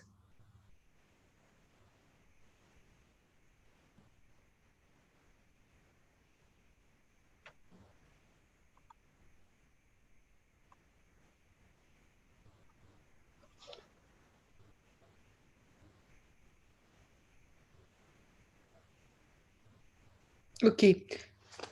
So Stéphane Morik is managing director of the Technopole Transalais, and he will present to us the regional ecosystem, and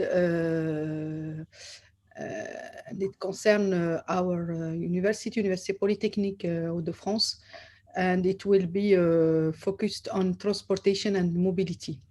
So thank you, Mr. Stéphane. Yes, thank you, Atika. Good morning. It's a pleasure to present Transalais, and through this presentation, I will give more information about our region. And as Atika mentioned, okay. As Atika mentioned, I will focus on transportation and mobility.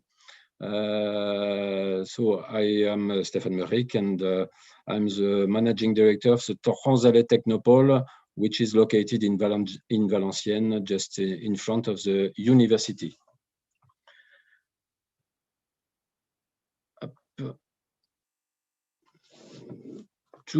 I know you have several meetings during these weeks about cross presentation, but I want to mention some points about the key role of the university, and to underline some subjects dealing with transportation and mobility. About the University of Valenciennes, transport industry, which has been collaborating with the university for a long time, and mainly in the field of automotive and railway. You can see some platforms and testing facilities used by companies. University of Valenciennes at the regional level is the most specialized university in transportation.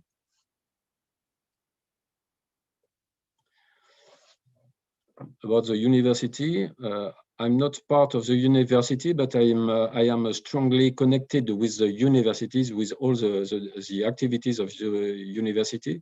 So I always say that university is an innovative universities. In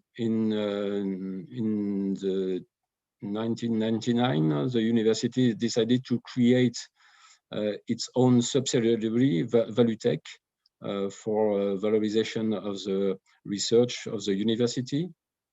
A few years later, the university has decided to create a new department, a new operation, InnoPME. The aim of this department is to foster link between SMEs and universities, SMEs that want to innovate or to work closer with the laboratories of the university. Also, creation of a technological center focused on transportation with chair testing facilities, engineering activities, and this center. The goal is to accelerate, to help SMEs to develop its own R&D. And in 2008, there is a national label. The French government has approved the university as a sustainable transport innovative campus, which was very important for the university to be recognized on this sector. Now I will give you some information about our region.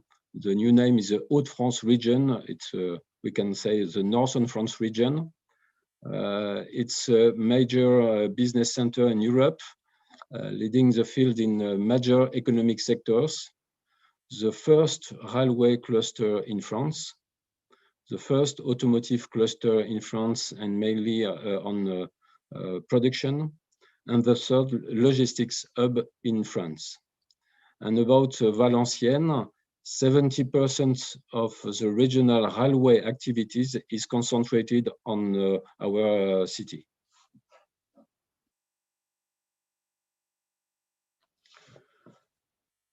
Dealing with the European region, we have to define our strategy policy and the smart specialization strategy connected with the regional policy. And I want to mention that transport and mobility, it's a priority #1 for business and industry, and also priority #1 for research. It's very important for our ecosystem, for the university, and for Transalais.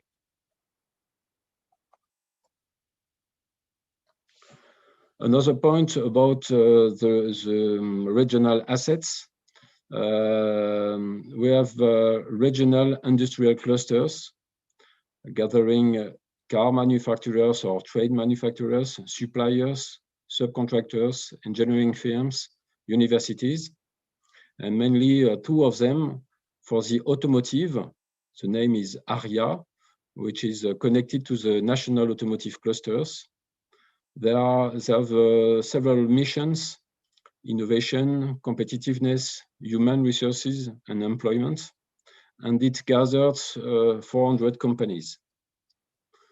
The other clusters is about railway. The name is AIF, also connected to the national railway clusters. The same mission as the ARIA, and it gathered 200 companies.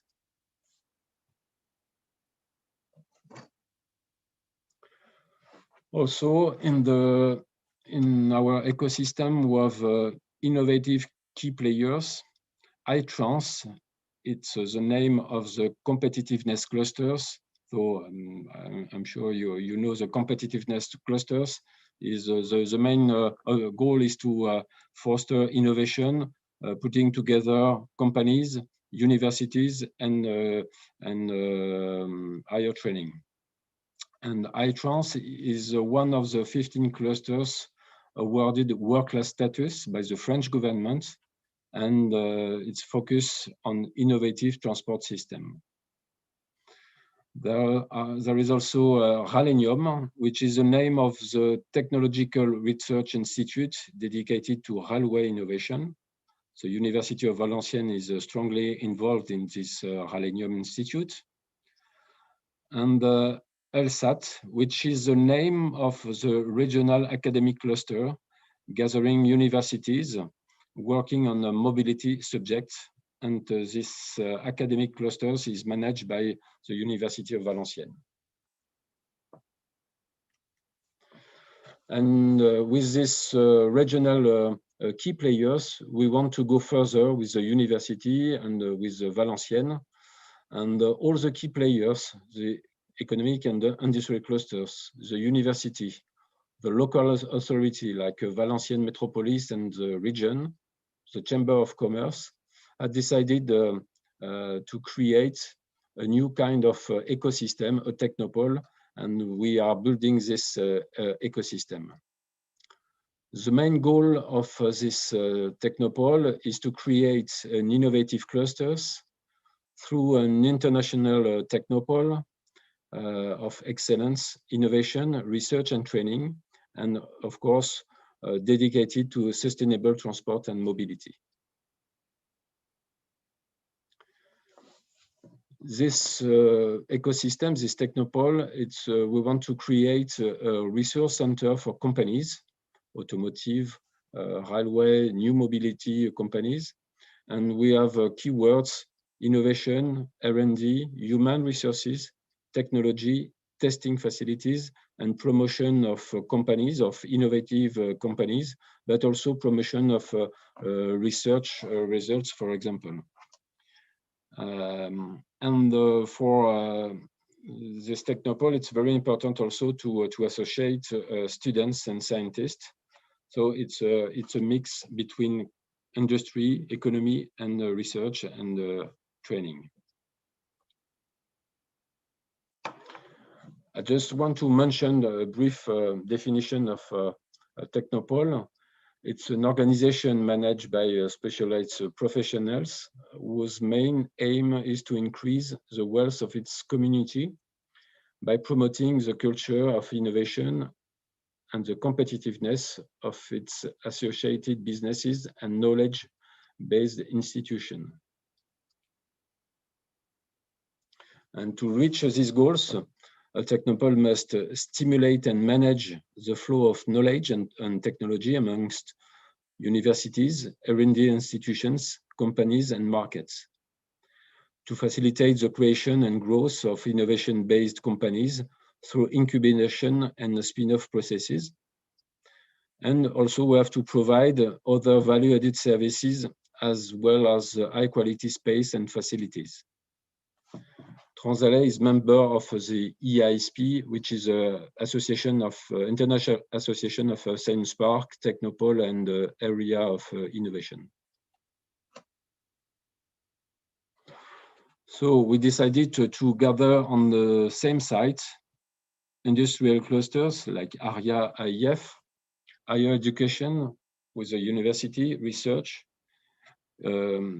innovation players like competitiveness clusters, to the creation of new businesses through incubators, and setting up economic activities with national and international companies, which decided to set up in Valenciennes. And the campus of the University of Valenciennes and the Technopole, Transalais, is this new ecosystem. To run this Technopole, we have chosen to build a non-profit association managed by the universities with different kind of representatives, local and regional authorities, research and higher education entities, and the economic world. And the mission of this non-profit association is the general governance of the project steering and follow-up, project and activities promotion. So it was a brief presentation of the region, and I will give more detail about our ecosystem. As you can see, we are not only focused on train, railway activities and automotive activities, but also aeronautics, urban mobility, e-mobility, and so on. So we are focused on several ways of mobilities. I will give you some information about the region, some complementary information. About the railway clusters, we have international leaders in the Valenciennes area, like Alstom. Bombardier now is a company of, has been bought by Alstom, Siemens, Eurotunnel, and other key players. Innovation, I mentioned iTrans and Ralenium. And we have also major organizations in Valenciennes, the European Railway Agency, the French Railway Certification Agency, and one of the 3 European Railway Testing Center in Valenciennes. The IEF with 200 companies and 40,000 employees, jobs in this sector. About the automotive cluster, international leaders, car manufacturers like Renault, Stellantis, it's a new name, and with Peugeot and Citroën, Toyota in Valenciennes, Valeo, Faurecia, Plasticomium, so tier 1 suppliers. In our region, there are several testing center, R&D center, crash acoustics, batteries, cell packs testing, and a lot of subcontractors and SMEs and innovative companies. I already mentioned ARIA with 400 companies and 50,000 jobs. About the aeronautic cluster, we have Stelia, before it was Airbus company, SKF, Thales, Dassault, Safran. In our region, we have 8 laboratories for R&D, and like Onera, and the University of Valenciennes has also activities in these sectors. 34 subcontractors, 120 firms, and it covers 10,000 jobs. A few words about Valenciennes. It's very important to have a strong connection between the universities, and the metropolis of Valenciennes. They have decided to be very focused on several economic sectors: automotive, railway, aeronautics, logistics, and digital creation. Valenciennes is well known about its industry, and the territory has been recognized as an industry territory by the French government, which provides 1.4 billion euros to recruit, innovate, attract, and simplify. Valenciennes, it's a key role of the University of Valenciennes on in our area, but I will not detail. I'm sure you have more detailed information before, but it's very important for our Technopole ecosystem to have this university fully dedicated to transportation and mobility. About the research also in the university, I will not enter in details, but it's very important to attract and to develop our clusters with all these competencies and testing facilities. So I will give you more information about the technology park, focused on sustainable and innovative mobility. As I mentioned before, the main concept is to create a site of excellence, a kind of headquarter for mobility. It's a site with an international reach and the career of growing and innovative ecosystems. All the key players, the industrial clusters, the competitiveness clusters are gathered on the site. And even in the same building, we want to create this resource center for automotive, railway, and new mobilities companies. And the Hauts-de-France region gave a label, Innovation Park Hauts-de-France. And we are the only park focused on mobility. And you find the keyword: innovation, R&D, human resources, technology, business, and promotion. About the targeted areas, of course, we are working for the industry: automotive, railway, aeronautic. It could be on process or product subjects, and we are strongly involved in the industry of the future with robotic, cobotics, cybersecurity, IoT, and so on. We are involved in autonomous vehicle, connected vehicles, smart road, and ITS. We're also working for urban mobility, micro mobility.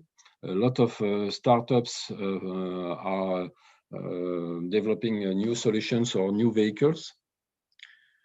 We're working also for innovative vehicles. It could be for sport, for e-mobility, electric mobility, urban use, and for disabled people, for example. We have several companies. And digital mobility is also very important now with smart mobility, big data, simulation, and so on, and the universe of mobility. About the players who want to be host in the Technopole, we have companies interested in being at the heart of Northern Europe, transport industry and markets. Companies who want to be here to be close to the university for research and training. Could be large group, innovative SMEs, and of course startups. Transport-related institution. It could be about research platforms, training center, consulting companies. The regional transport cluster are already on the site, and we want to improve the R&D and welcome R&D centers or teams. We started 5 years ago to run this Technopole, and we have 70 players, companies, 50 companies, startups, SMEs and large groups, association and clusters, laboratories and incubators.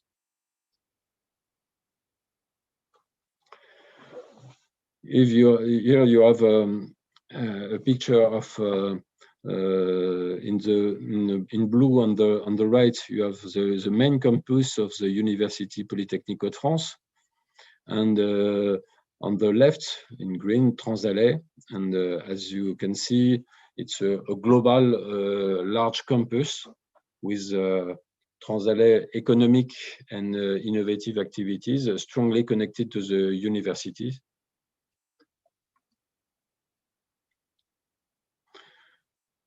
The services about my team specialized for innovation, skills development, and companies establishment. It's quite classic. We have some incubators. It's very important also for the university, for the students, for the PhD and other employees to have this kind of incubator to help to create innovative companies. Also business incubator, business center with a wide range of incentives for startup, consultancy about innovation, market, R&D.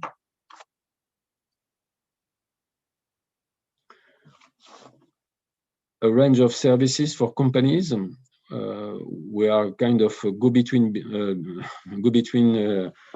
companies and universities.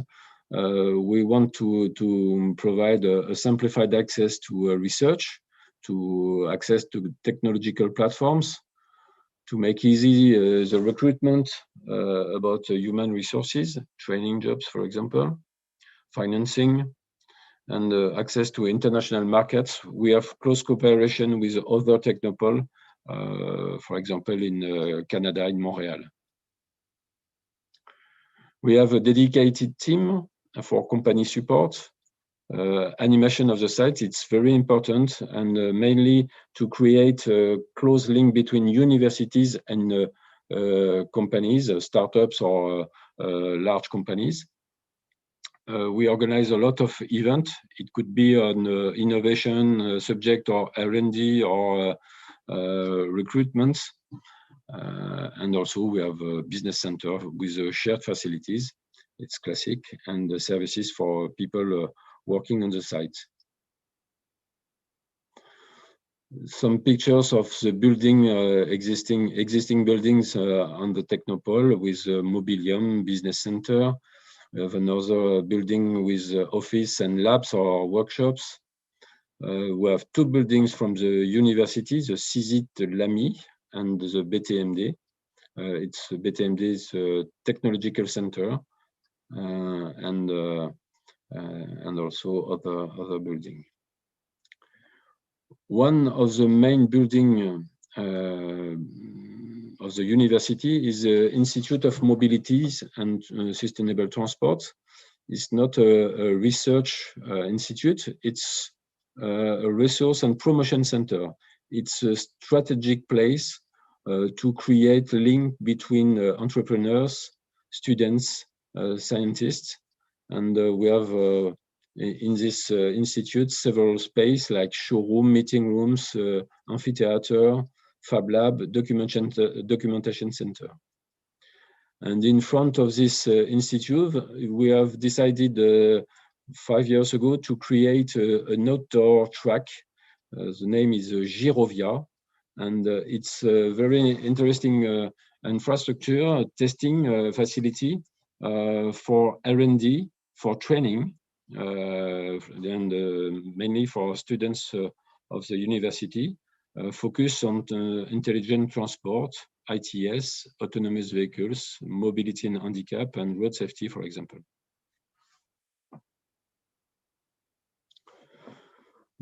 There is another room in this institute, conference room, showrooms, fully dedicated to automotive and mobility. Immersive room for project or for student project, dining room, and a kind of resource center on mobility. And I want to show you some research platforms. I would not give you a lot of details, but it's very important in our ecosystem to have this kind of platforms on the site, because it's very attractive for national or international companies, and also for startups who want to create a new business, and they can use the platforms of the university. One of them is Sherpa, it's an automotive simulator. It's a common project between PSA, now Stellantis, and the university. Another simulator and platform for rail. Another one for air transportation. It's about the development of new seats and how disabled people, how can they access to aircraft. Another simulator, we decided 5 years ago to create with the university an innovation department and about mobility and disabled people. And now we have 5 or 6 startups working in these fields. Another equipment immersive room for 3D projects. Another platform for analysis, motricity analysis. CIFRA, it's the name of the platform of the university. Attica is in charge of this platform. It's just this platform is located in the BTMD building, and it's very important to have this kind of platform used by the students, but also used by companies, large companies or startups.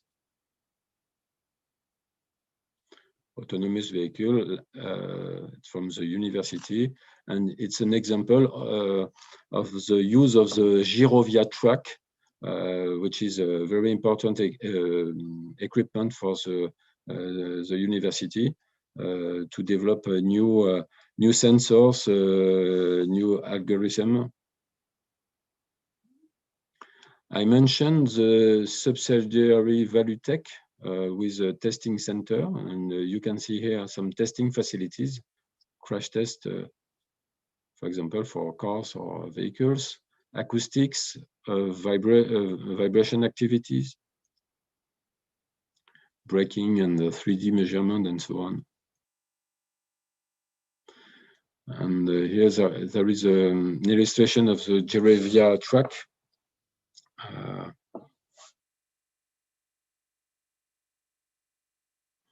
And that's it. It's the end of my presentation.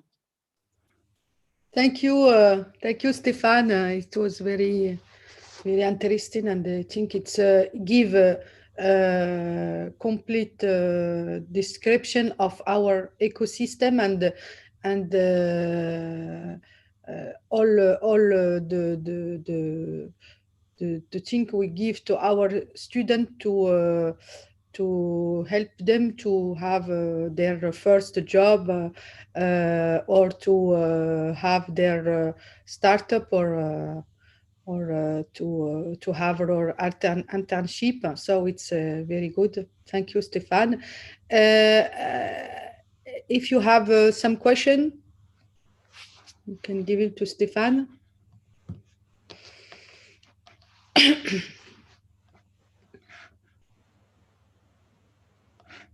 Maybe one question for the UNIS community.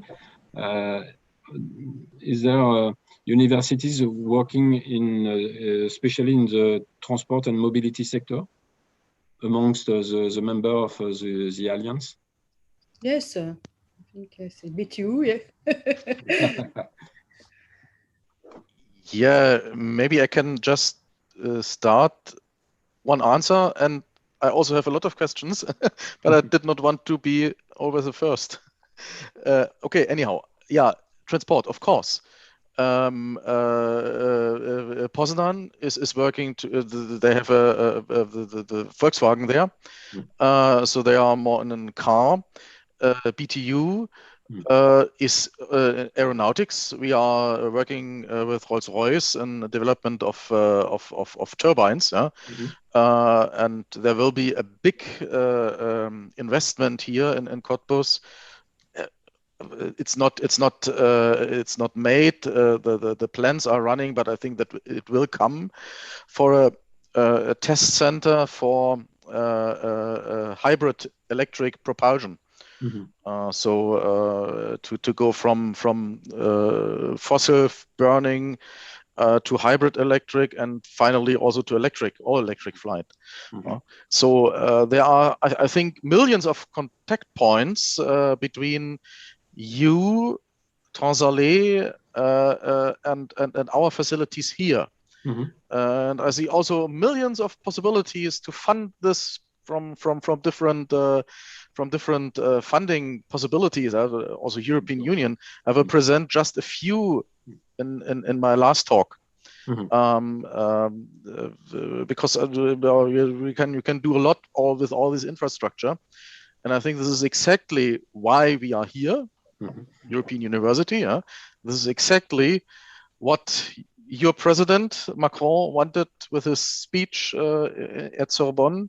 I think it was 2017. I don't know when he somehow invented this European universities or started it. And so yeah, a lot of connection points. And I don't know what's about Mons and Catania with transportation. Maybe we can have some statements later. But I wanted to have just a question. Actually, it's a small question. You in your presentation of Technopol, you mentioned that your missions are governing projects and project steering. Is it also something what you are doing for the scientist as a service to organize, to manage projects? It's the main role of the governance. As I mentioned, there are several stakeholders, and we have to work together with the same speed. It could be for the university, for the Chamber of Commerce, and for the industrial clusters. So it's very important to have a good governance to develop projects. We have so it's the mission of the non-profit association, but we are not fully involved in the scientific program, for example. We are coordinating all the initiative connected with the Technopole. It's the main role of coordination. Mm-hmm. But not the research projects itself. No. They don't manage a research project, but they participate for a test, sometimes for test, and it's very interesting for us. Like in a European project, indeed, we have Transalé as they help us for test and also to manage some meeting also, and for this project. So. And with Girovia, because Girovia is in Transalé, is in the campus, but it's managed by Transalé. So all we do, the test in Girovia is with the collaboration with Transalé. So it's very interesting.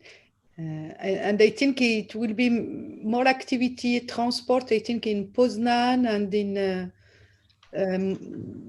also mobility, I think in Mons and Cantabria. I don't know for Catania and for Vaasa. Vaasa also. Yes, for Vaasa I don't know. It's also for managing and don't know. If someone could give information about this, he will be welcome for this. You have another question, I think, Patrick, no? Yes, but I don't want to occupy all the time with my questions. So I just want to wait. But maybe some words, what I was just remembering about Vaasa, but I'm not sure if they are in. What I learned, I think the day before yesterday, Vaasa started somehow as a energy region with building propulsion systems for boats. So they are also somehow involved, but I'm not sure if they are still in this business. That was a historical starting, so to say, 100 years ago, something like this. So, but this is also I think the still missing transport system in our round today was boats and ships. But for example, we are very, like other regions or countries, very interested in the hydrogen applications. And of course, for automotive, for train, but also for boats and ships, and also aeronautics, it's a very interesting subject. And we are very active on automotive and railway, but also, as I show, we are very interested in to work in other sectors of transportation. It could be aeronautic or boats and ships. Stéphane, for aeronautic, you prepare some meeting to give jobs and internship in this area. Could you explain this? You talk about the events that we organized last year. It's yes, it's a kind of examples of we work with aeronautic clusters, the regional one, and we propose we made an event for students and for companies. Companies came in the institute IMTD to present their jobs, the new the job opportunities to the students, and we will make the same for railway in December. In December, the railway companies will explain not only the jobs, but also the skills, the know-how, the competencies that the companies are expecting. And it's yes, it's and surely next year we will work on the automotive subject. Or perhaps we can give some connection with UNIS Alliance with this event. So yes, be interesting for students. So thank you. Have you other question? Emerence, have you question for a French part? No, I don't have any questions for the French partners. Do you hear me correctly? Yes, yes. Okay, yes. great. So I would like to thank you for this presentation. That was quite impressive from the content and also from the perspective it brings to the other partners too, and for your students. It's really, really great, I think. So thank you for that. I do not have any more precise questions, because also I'm going to present now for the University of Mons what is the ecosystem, but I hope I won't disappoint you, because I'm replacing another colleague who was not able to join today, since we know that we have to intervene today, and I'm not a specialist precisely of all I would say collaborations deeply in details in terms of mobility and so on. So what I'm going to present is more a general overview of the interactions we have with the economic environment around the University of Mons, and also what kind of policy we are developing within the university. So I also mentioned the name of my colleague at the end of the presentation, in order that if you want to have more contact with her and to have more details, I think she's the right person to contact. And so my presentation will be a bit quicker than yours, I think. But anyway, if you have any questions. You have less time, so we can, yes, we can deal with this. No problem, Emerence. Okay, so I just have to share. May I stop? Okay, great. You have partagé l'écran, no? Yeah.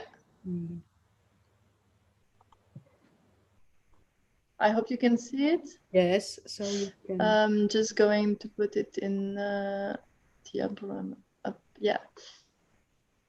So yeah, so my name is Emerence de la Senserie, and I'm part of the Professional Integration and Alumni Department of the University of Mons. Like I just mentioned, I'm not a specialist of all collaborations the University of Mons has with economic partners, but I'm going to give you a more general overview. So I divided my presentation in 4 parts. First, I would like to sketch the University of Mons within the Walloon economic framework. Then I will give you more details about the policy in order to support employment and economic development of the University of Mons. I will also focus on the different companies around the university, especially on both campuses of the university.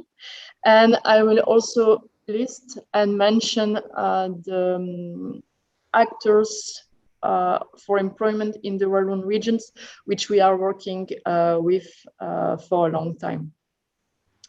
So as you already know, I guess, because most of you have already followed lots of presentations since the beginning of this week, Mons is located in the south of Belgium, so 50 kilometers from Brussels and only 20 kilometers from France, with both campus. So, Emerence, just to say something, you are in south of Belgium, but we are in north of France, but you are in north of us. So yeah, of course, yeah. So, but it means that actually we already have lots of collaboration with France, not only with universities, but also with companies. So Stefan mentioned Alstom. This is also a company that we are working with. So what's important to know is that this small region, so Belgium is already small, but this region is even smaller, is usually called Hainaut Oriental, so Eastern Hainaut. And in the past, like in the north of France, it used to be a very, very,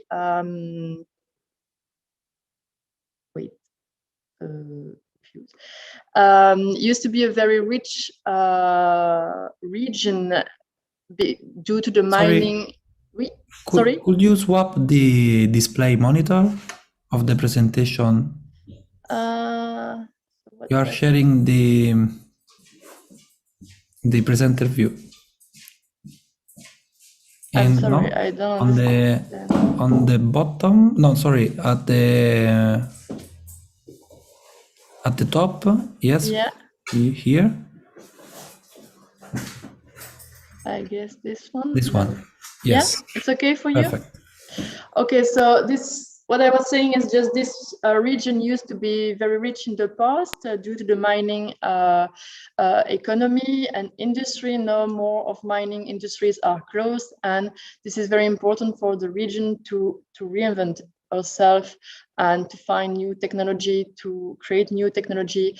And in this context, the University of Mons plays a key role in the development of employment and innovation. So just for the Belgium Eastern Hainaut, this is the biggest university. This is also the largest provider of graduate students and employees for local companies, and also one of the biggest employers in the region with more than 2,000 employees. So how UMOS does enhance employment and economic development? First, with according and investing in people within the university. So we have a vice rector for the promotion of regional and interregional partnerships, supported by two departments. So we have the departments I represent, professional integration and alumni departments, which focus more on internships, development of internships and jobs offers with the companies, and also the technology transfer office. Like Stefan said, it's more to support the development and the transfer of technology to from the universities to the industry. We also have two juniors companies, one for the economics department faculty, so it's the GWAX, and the second one for the engineering faculty, the YEPTEC. So they both provide services to the companies. And in order to encourage entrepreneurships in the region, we also allow several students to have a special status within the university. This is a student's entrepreneur status, and they have a kind of management, special management for their studies. So what are the targets? So the partners we would like to work with as a university.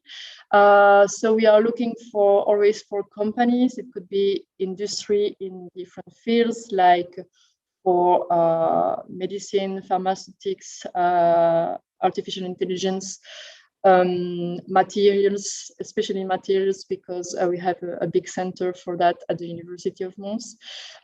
Smaller or bigger companies. We are also working with consulting firms in order to push the employment of our students. Working with design and architecture offices, because we also have an architecture faculty. Public organizations, medical center and hospitals, I will come back to this later. Non-governmental organizations and research centers, some of them are directly connected to the university. So of course, since Belgium is very small, we are looking for partners at the local level, but also at the national and international levels. And of course, now for France is a big partner in this policy. So what kind of collaborations? We usually try to suggest internships for students and end of study work. So for students, so master students that can do their master's thesis in a company. And those two opportunities are very interesting, both for students and for companies, since for the students this opportunity to know more about the company itself, to the environment, and maybe it could be a future employer. And for the companies, since in Belgium there is no possibility anymore to hire someone for a test period, the internship is the right way to know if the students could be a potential future collaborator. So like I've already mentioned, we offer consultancy for specific needs. So we have business and more technological needs. And especially when it goes to research and very specified specialized needs, like for materials and in engineering. We also organize a New Mons Career Day. So this is a job fair for the students, bachelor, master, and also PhD students. And of course, we have a career center, which is open to the companies for free in order to post the job offers, the student job offers, and also the internships offers. We also provide special support and tools for the students and alumni. So by organizing coachings and trainings for different aspects of the application when they have to apply for a job. The New Mons Career Center is for free and available for the students.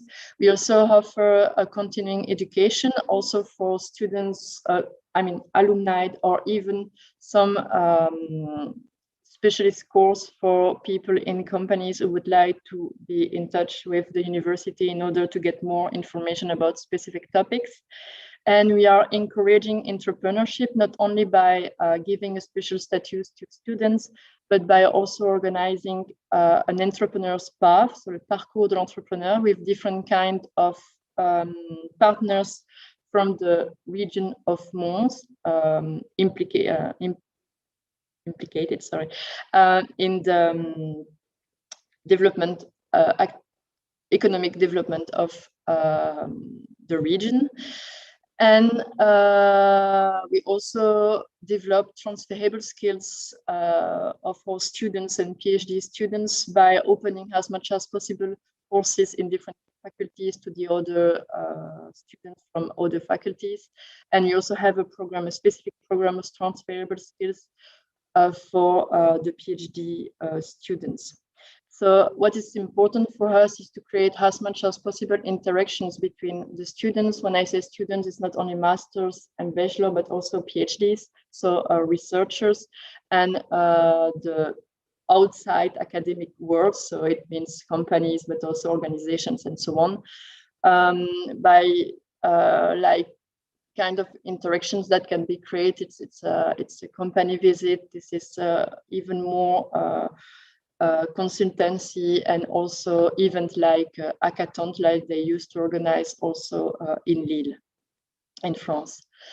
So what about now on the economic environment around the University of Mons? So we have 2 campuses, and just 1 kilometer far from the campus, we also have what we call clusters and economic zone, developing of economic interaction with the university. So the University of Mons has also is also at the start of the creation of multiple spin-offs and startups. So like I give you some name of those startups and companies created. Those are still in very close to Mons. Others, they are a bit further, so it means 20 kilometers or 40 kilometers, depending if the company has grown up in the meantime. So some other name of different companies created by the university from the technologies and or by staff member.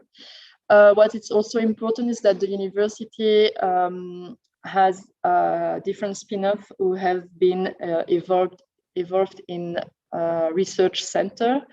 So in Mons, we have the Initialist Innovation Pole. So this is a big area, like Stephen mentioned, for the Technopole. Big area with lots of companies from different fields, so from engineering, from consultancy, from pharmaceutics, and so on. And we also have, more precisely, research centers. So 3 of them are located in this Initialist Innovation Pole in Mons. So the first one is Materia Nova, which is one of the the best center in Belgium and very well known outside Belgium for research in material science. It has been created in 2000 by the Science and Chemistry department. Another one is Multitel. Multitel is even older, so it's also located at the in Mons, so in the Initialis Innovation Pole Center. And Multitel focuses on telecommunications, signal and image processing, and they have grown up, so they still have their main offices in Mons, but they also develop themselves in Tournai and also in north of France in Lille. So the last one in Mons, it's also quite new since it has been created last year. So this is the CLIC. CLIC is actually a creative innovation center. It's on the same time a hub, a fab lab, a living lab, where you can experience your own project and your own prototype, or create your own prototype and get support to create your own company. What about the other campus? So the other one is in Charleroi. So we have the Biopark Charleroi Brussels South, which is also called Aéropole. So in Charleroi, we have an airport with Ryanair, very famous around the world, but also multiple companies in the living science and pharmaceutical field. So we have two research centers there. So the Center for Microscopy and Molecular Imaging, which has been developed with the Université Libre de Bruxelles, and another one, Center for Research in Information and Communication Technologies, with two other Belgian and French-speaking part universities, the University of Namur and the Université Catholique de Louvain. So, like we already mentioned, those research centers are now quite private companies, but they are still connecting to the university, and they are still also promoting innovation and so on, and trying to meet as much as possible the needs of other companies. And they are also providing lots of jobs for our students, PhD students. So they are very, very important. I mentioned research centers, but I can also mention hospitals in this part of Belgium, in Hainaut. So we have three main hospitals. There are groups of hospitals, and we are linked to them in different levels in terms of development of programs, in terms of internship, in terms of innovation. So I'm not going to go in detail. So like I told you, my colleagues could answer all your questions about that. And the last but not least, I would just mention the other actors for employment in Wallonia, which we are working with in different kind of collaborations. So we have the Forum, which is the same as Pôle Emploi in France. We are working with just to give more information about what next after your studies or PhD in terms of jobs. And this is the main collaboration we have with them. We also have other kinds of collaborations in terms of innovation with the incubator, La Maison de l'Entreprise, so House of Entrepreneurship, which takes part in different collaborations we have, and the creation of the Parcours de l'Entrepreneur I've already mentioned before. They are also located on the Initialis Innovation Pole around the University of Mons. We also have IDEA. So IDEA, I'm not sure this kind of specific politics area exists in other countries, but this is an intermunicipal economic development and planning association. So they are also part for different kinds of projects, and they are also included in the evolution of the research centers. We're also working with the Synergy Business Clubs. This is more a club of SME, but we'd like to give more and more support to SME because they do not always have the financial support in order to grow up as they would like to. So we are more and more collaborating with them in order to get even more support to this kind of small companies. We also have UCM, which is the Union des Classes Moyennes. It's a representative of also SMEs most of the time, and SPW, which is the Public Service of Wallonia, who are also hiring a lot of students, PhD students from the region. So that was my overview. I know it was not so deeply concentrated, focusing on the fields developed at the university. And I hope at least it was clear enough for you. Thank you. And this is also my colleague, Maurice Demung, who already spoke on Monday and Tuesday, I guess, in other part of these industrial workshops. Thank you. Okay, thank you, Emerence. It was very interesting, and it will be interesting, I think, also for your student and for your industrial partner with all this research center and these facilities you have around your university. I think it's very, very known, your research center, Materia Nova, Multitel, and also the CITIC is very known. And I have just, if you can answer me,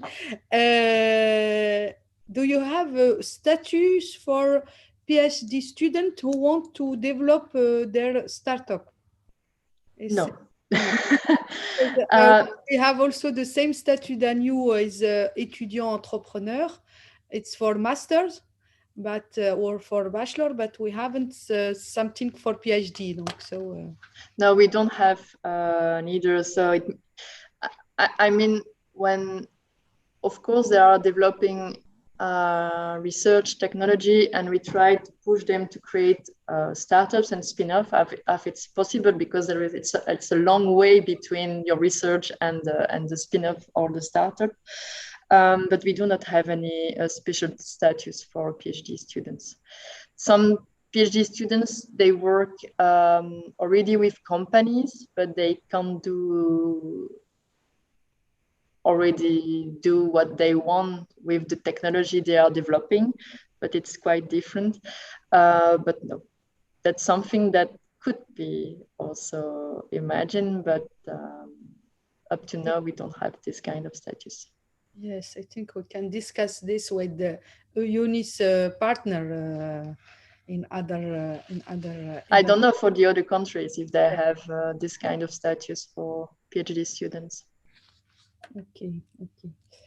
And you have also talked about Humans Career Center. You work with this center or not? Could you repeat your question, please? Humans Career Center. So, but the Humans Career Center is actually all research centers. It's a generic name to speak about the career centers. Yes, we're still working. There are still lots of connections between the career centers and what we call Innovation Human Center, but it's more connected to innovation and PhD students than for the master students. So lots of PhD are actually already working in these research centers during their PhD, but and sometimes they are working for the research center after their PhD. But the interactions with the students is more limited to company visit, job fairs, and so on, and hackathons sometimes. But we do not have this kind of étudiants en alternance that you have in France. So the period of internship in Belgium, it's quite, it's not so longer as in France. So they can have an internship in research center, but no more. Okay. Okay, thank you. Have you some question, dear colleague, or the students? Have you some question for Emerence? No? So I don't know if Patrick is ready. We can go to the last talk. Yeah, I think so. That is also planned just for half an hour, but then we are ready a little bit earlier. So maybe there are also some questions. So I can start already with my talk. So I have opened it somewhere. I just was looking because I think that is a quite good addition to what we have heard today. Just a moment. So now you should see my screen. Yes. We see your screen. So and I have to close the. Good. So okay, I hope that you also see it in full screen. It's okay. Yes, it's okay. Yeah, fine. So yeah, we have heard a lot about the infrastructures. The infrastructures at the various UNIS partners. I think we all have somehow some similar infrastructures for entrepreneurship. We have also some similar programs. I didn't really understand what you were discussing about the status of PhD students for entrepreneurial education, I think. So what actually did you mean with status? Yes, we have some status for students in master to develop their entrepreneurship, but for PhD student we haven't any status when they want to develop their startup in parallel with their thesis. So it's we haven't this, and I ask Emerence in if there is something in Mons or in other university. So a status means something we special so that they have more time for more time, because in France we have only 3 years to do the thesis, PhD thesis. So it's very so we want to have a special status to have more time to develop the startup by the PhD student. So it's okay. So maybe it's more formalized in your country, because in Germany you would not need a special status.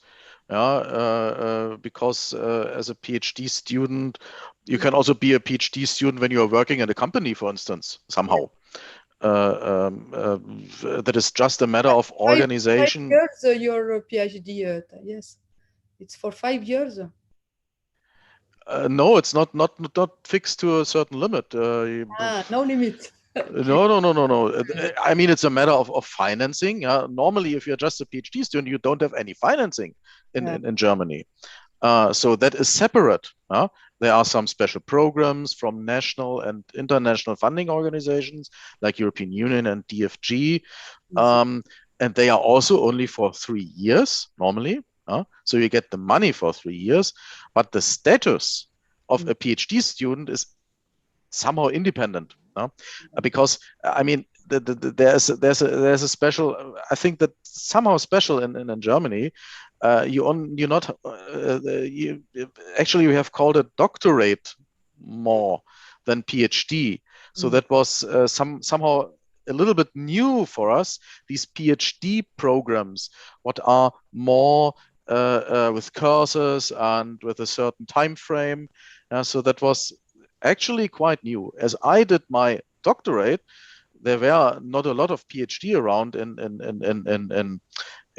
Germany, because normally you have done it at a special working group. Then you have said, okay, now I'm starting my doctorate or PhD, and then it took however it took, yeah. And but there was also no financing connected to this. And so, if you want to valorize your invention, or you want to found a company, then you can do it with the same status. There's no real connection, because it did not get money anyhow. So that is more easy, but it's also not really a status what you have as a PhD student. Yeah? So that's just you are doing your PhD or doctorate. But Emerence, you want to add something? Yeah, I agree with you. So in Belgium, this is the same. Actually, the financial support is something different from the PhD status. So you can start a PhD without any financial support. You can work in a company and start your PhD. That could be connected to what you are doing in a company or not. It's really depending of your life, your project. But when you are financial, but you always have to be connected to a university or a research center. And when you start your PhD at a university, paid by the university or financial support, usually it's 4 years, depending. Sometimes it's 6 years if you have to teach spend half your time teaching for the students. But that's also something disconnected. So the status and the financial support are not they are not I don't know, so they are linked, but they are also independent from each other's. So, and what about a special status for PhD? I don't know for France, but in Belgium, PhD, they are employees of the university or employees of a company. So I don't know in how it would be possible to manage to create a special status for PhD. So I don't know. Yes, in France we can have also theses with the companies, with industry, and it's not limited in time if we are working on industry. We have also other statutes called the CIFRE. CIFRE is financed by the state and the industry, and both. So it's limited in time because it's between university and the industry. But when we are working in industry, it's not limited. But when we have only statute of PhD students financed by the university, is limited to 3 years, and we can have derogation. We can ask for authorization to have the 4th years, but it's exceptional. So it's exception. So it's very hard to have. To finish their thesis in time, and to have also many publication and something. So it's difficult. Yeah. Okay. So now you used a little bit of the time for discussion of some PhD status issues, but I think that's also interesting and meaningful. Hopefully, it's also interesting for our audience. Anyhow, I would like to talk about a little bit. Again, we have discussed about the infrastructure a lot today. And my talk is more about how somehow use this infrastructure for financing, for instance, PhD students, and especially to use the Marie Skłodowska-Curie actions and how they can contribute to the employability of PhD students, but not only PhD students, also scientists in Europe. Oh. Yeah. And this is the outline for today. At first, I want to introduce these Marie Skłodowska-Curie actions. I think they are very interesting for all these infrastructures what we have discussed now.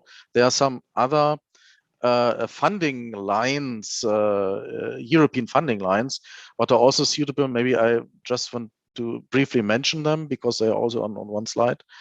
But today I will focus on this Marie Skłodowska-Curie actions. I want to discuss a little bit the idea behind the Marie Skłodowska-Curie actions, and I want to introduce the funding lines of doctoral networks. These are mostly for PhD students. Mostly they are for PhD students, for postdoctoral fellowships, and also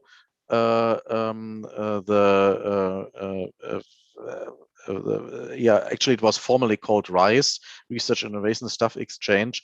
It's now the exchange program for researchers in Marie Skłodowska-Curie actions, and I think co-fund I will skip because it's a little bit too much for today.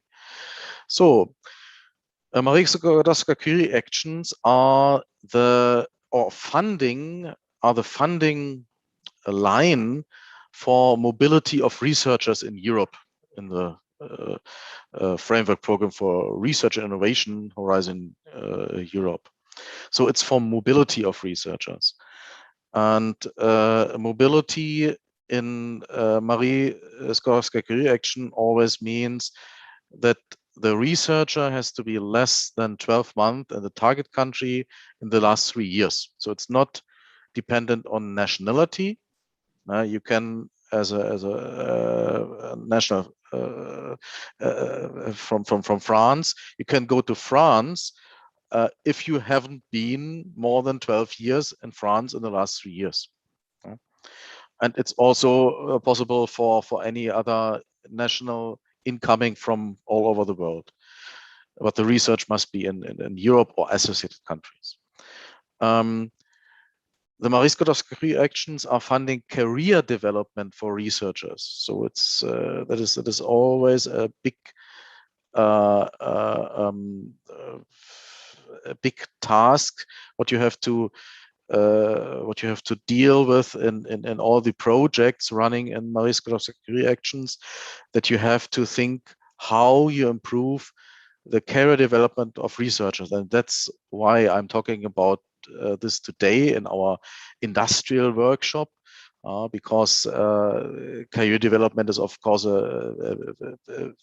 also a big part of transferring knowledge from the research into the application, into companies, and this can be done by these Marie Skłodowska-Curie actions. So researchers can be PhD student or doctoral candidates, can be postdocs. They are financed in this program up to 8 years after receiving their PhD, but can also be other research and innovation staff, was formerly called innovation staff. So also all people, for instance, working in Transalais or in our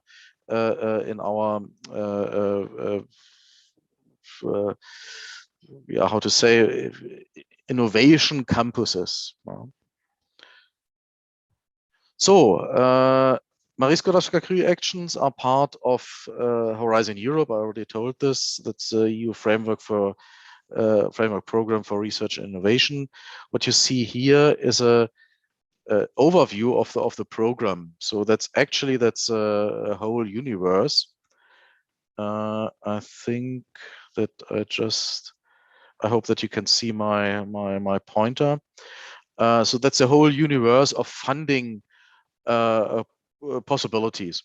By the way, we also have a program running in unis, what is called re-unis, what is dealing with a research dimension of a European university, and that is running in that part here below, widening participation, strengthening the European research area. So that is also financed from this Horizon. Actually, it's Horizon 2020, but it has the same parts like Horizon Europe mostly. So Marie Skłodowska-Curie actions are in Pillar 1, excellent science. Maybe someone knows the European Research Council, ERC grants. They are quite famous.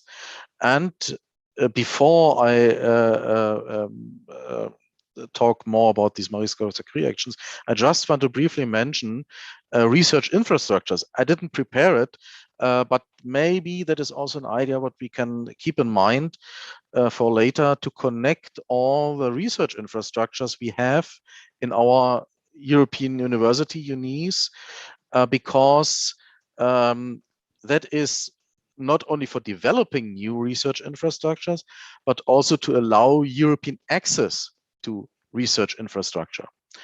And that is also an idea of unis, yeah, to connect all the infrastructure together. We have heard this morning about your research platforms. I think we have similar research platforms. They are not called like this, but they are mostly the same at all partners of unis, because that's that's quite needed in these days, to have these research platforms and to allow access for researchers. Because it cannot be financed just for one project. You need to always have infrastructure and offer it to several projects. And exactly this is financed by this part of the research program Horizon Europe. That was actually a question what I had for Stefan. Whether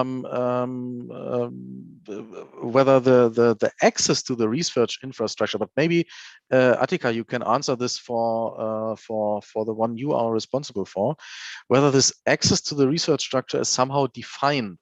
Access means if someone comes and wants to do an experiment, is it possible to do this, and under what conditions it's possible? And that exactly that access could be financed in this field here.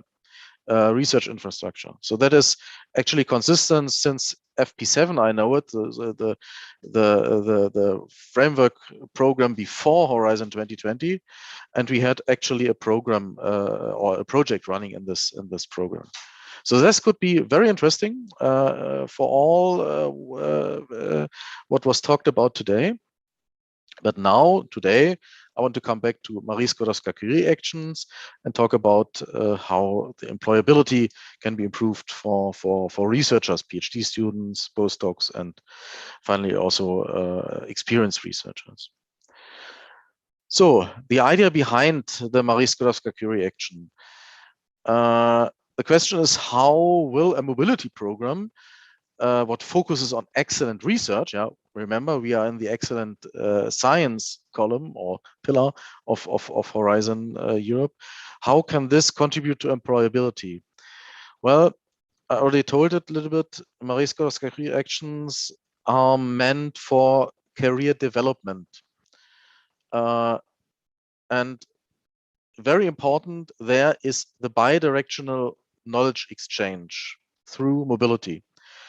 So bidirectional means that not only the researcher who are coming to a certain institution will learn something there, but also this institution, or the people who are working in the institution, will learn something new from this incoming researcher.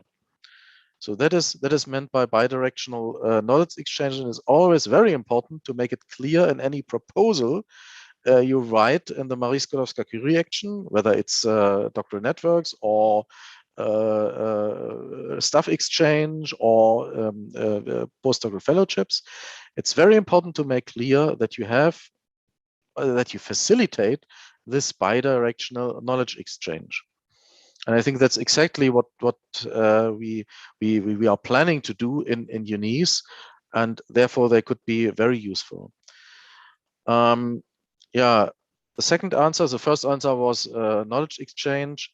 to gain new knowledge. That is always a plus in employability. By the way, employability not only means employability in the job market somewhere, but also so in the non-academic sector, but also in the academic sector. So that is what has to be always keep in mind, that both are meant here. Yeah, and that's exactly the second answer, that it not only means the employability in non-academic sector, but also in academic sector, and therefore you always need to have new knowledge, to come out of your scientific community, to see a new community.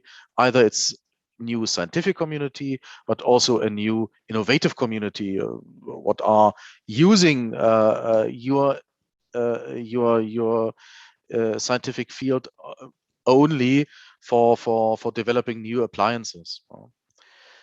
Yeah, and the third answer, mobility, can also be facilitated by so-called secondments, somehow internships, what are done while you are doing your PhD, for instance, or your postdoctoral fellowships.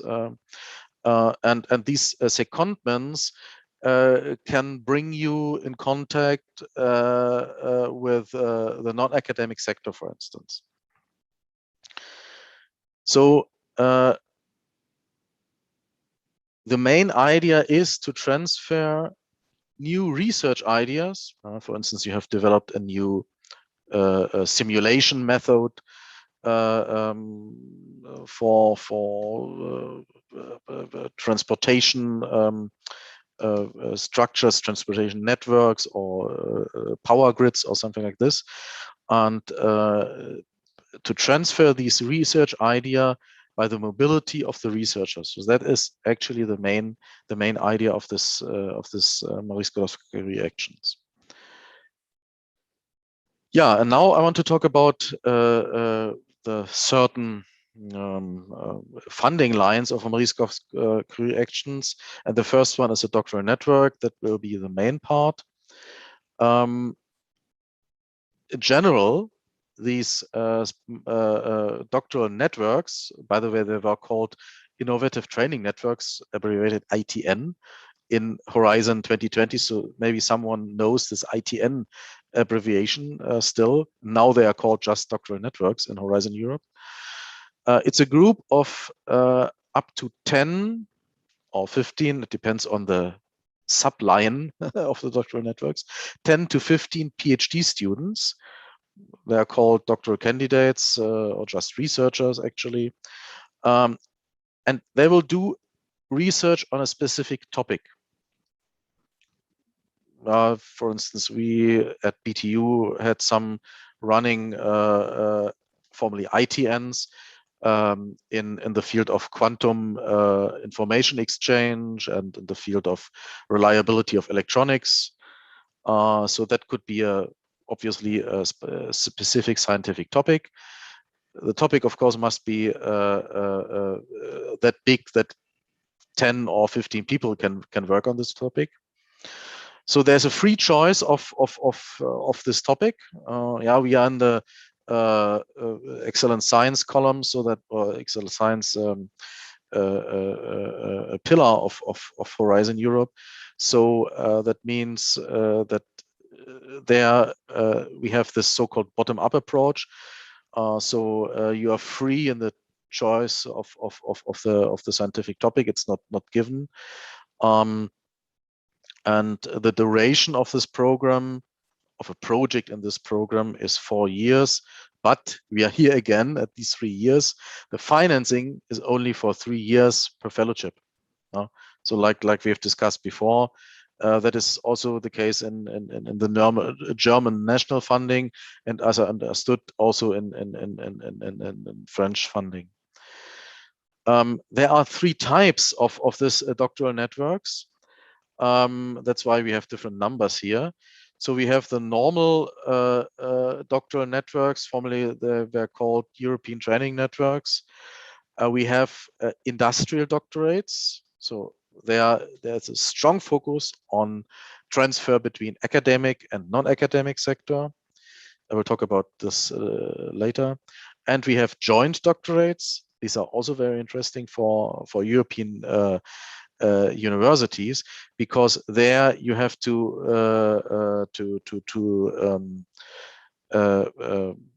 award joint degrees, at least double degrees. Mostly what I know from this joint doctorates, they are awarding double degrees. You can also have multiple degrees, but then of course it gets more and more complicated, because you have to conclude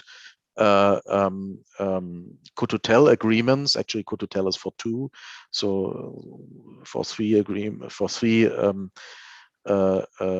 partners would be called somehow different, but mostly it's used co-tutel agreements. So you have to conclude these co-tutel agreements before you can award it.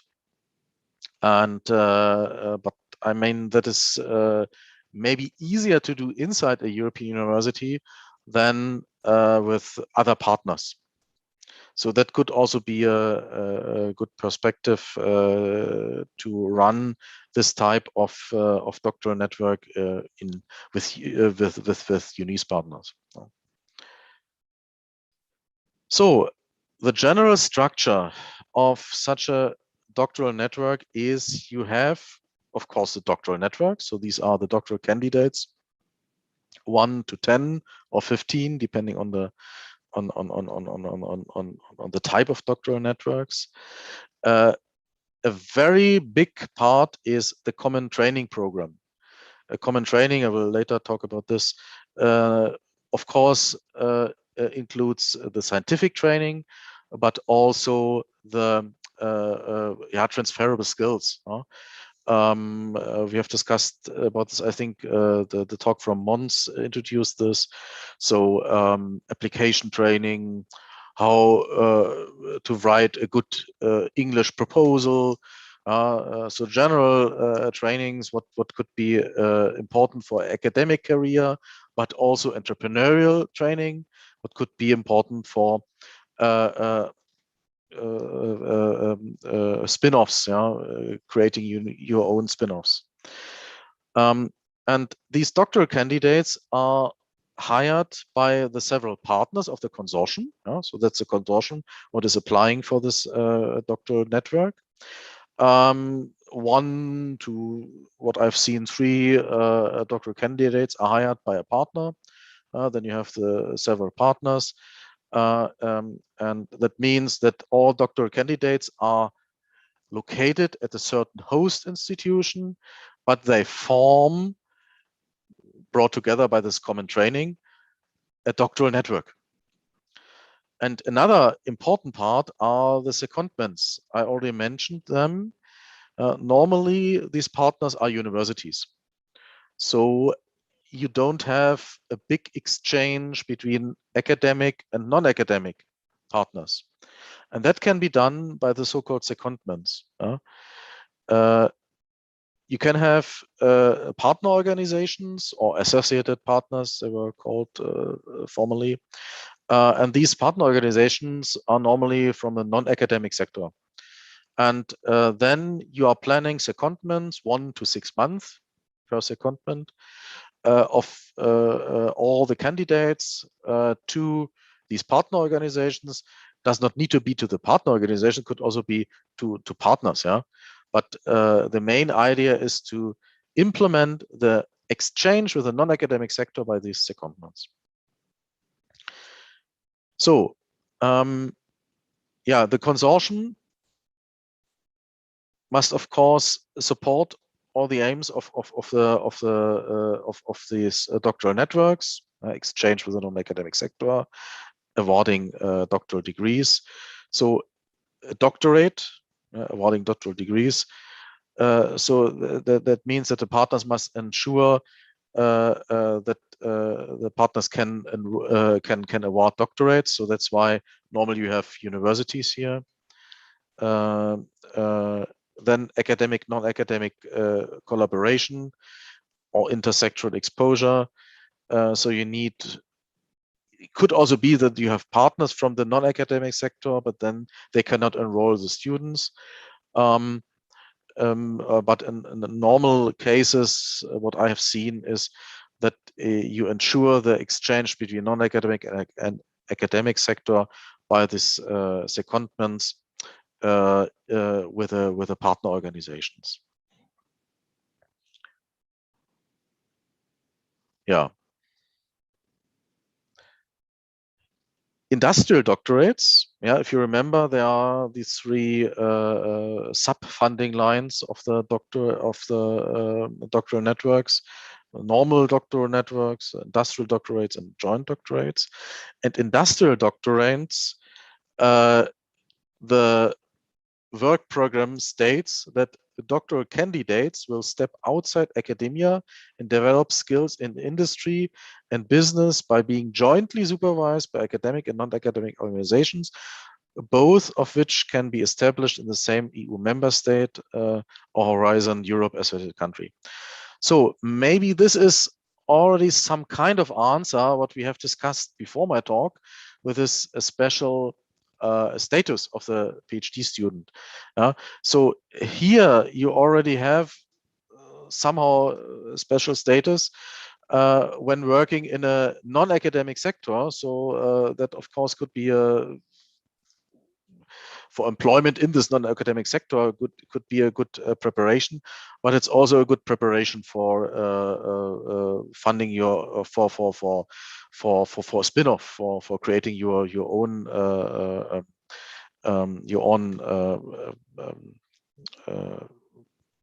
own company.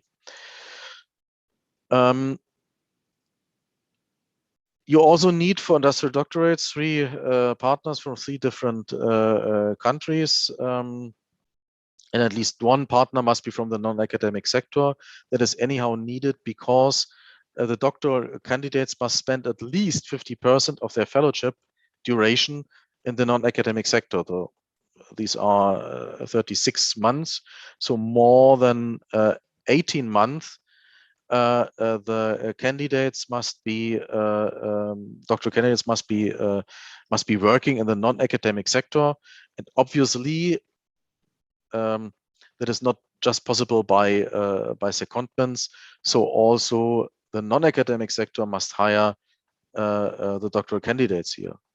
And again, of course, the award of the doctoral degree must be ensured by the academic partners. So joint doctorates will award joint, double, or multiple degrees. Again, normally we have double degrees. They must set up a joint government structure for admission, selection, supervision, monitoring, and assessment procedures. That's also needed in the other doctoral networks. But here you have to ensure that it's also formalized, this process, and that it will lead to award of the double degree, at least double degree. Yeah, pre-agreements must be concluded. Normally, this is a letter of intent for the proposal of such a joint doctorate. You need a pre-agreement, what is normally a letter of intent, that these agreements will be concluded in the time of the project, in the running time of the project. Yeah, a consortium composition. I just want to mention some ideas about the non-academic sector. I did not see any successful proposal where no partners from the non-academic sector have been included. So that means it's important to have these non-academic partners.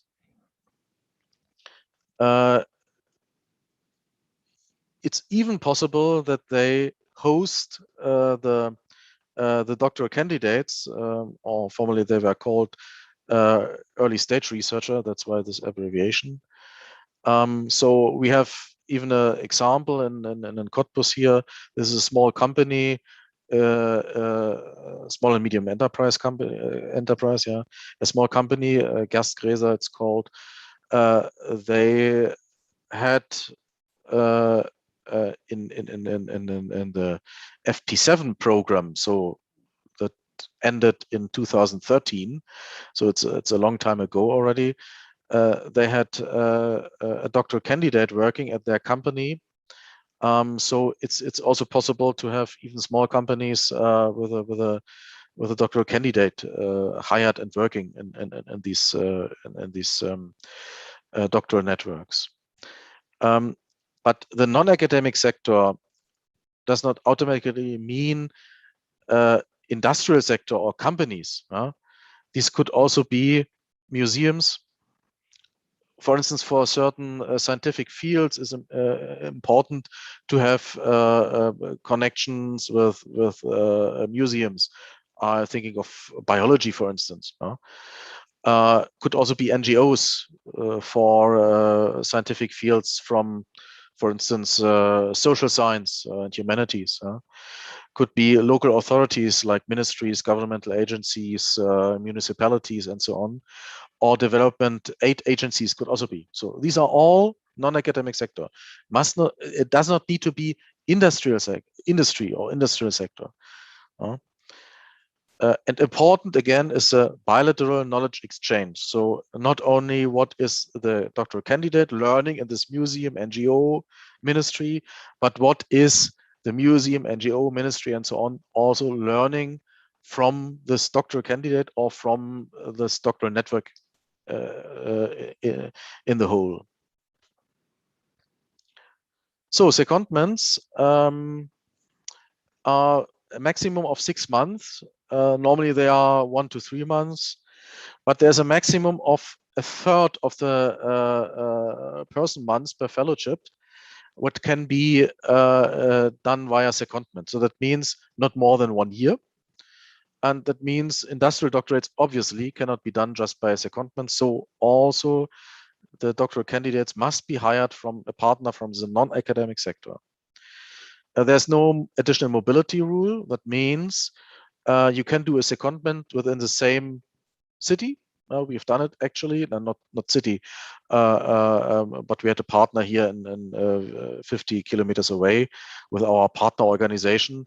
It's a research organization, so it's also from academic. But you don't need to send the doctoral candidate abroad again. So there's also no additional rule regarding target sector. Like I already told, we had a research organization that's also from academic sector. You can do secondments also to them. But of course, these secondments are the most important measure to prove your cooperation with the non-academic sector. So yeah, in normal cases, you have a consortium of universities where all the doctoral candidates are hired, and the cooperation with the non-academic sector is ensured by these secondments. And normally, you conclude a secondment agreement between a sending institution and the host institution for this secondment. Yeah, some words about the training program. I already mentioned this. I mean, it's clear that you have a personal supervision, must be described in the proposals.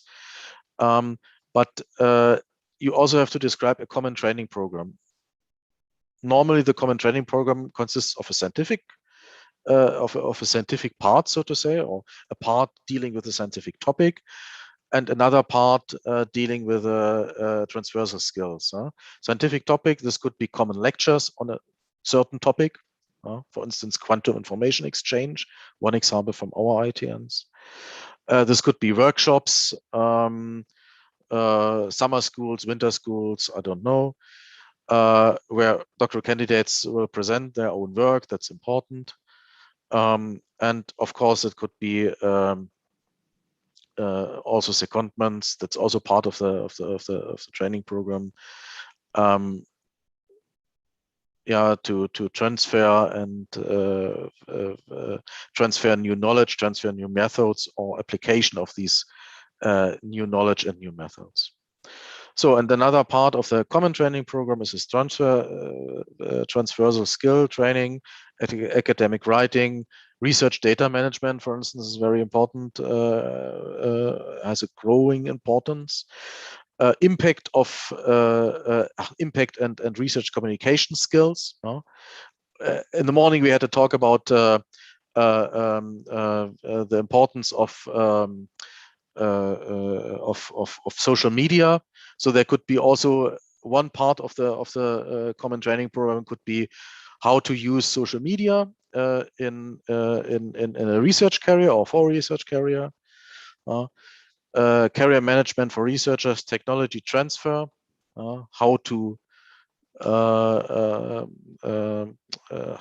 start your own startup could also be one. And it's important to use local course offers. At BTU, we have this graduate research school, and on all our other UNIS partners, we also have some similar organizations who can offer these transferable skill or transversal skill trainings. Yeah. And of course, that was information actually for the researcher who are planning a doctoral network. But for a PhD student, normally is not planning such a network, but he or she is working in such a network. And therefore, I think we have also some students here. So this is an important source of information. This EURAXESS platform, European Job Offer platform. And so if you are as a student, as a beginning PhD student, or want to be PhD student or interested in working in such a doctoral network, then I think this would be the first starting point. And I just did a search.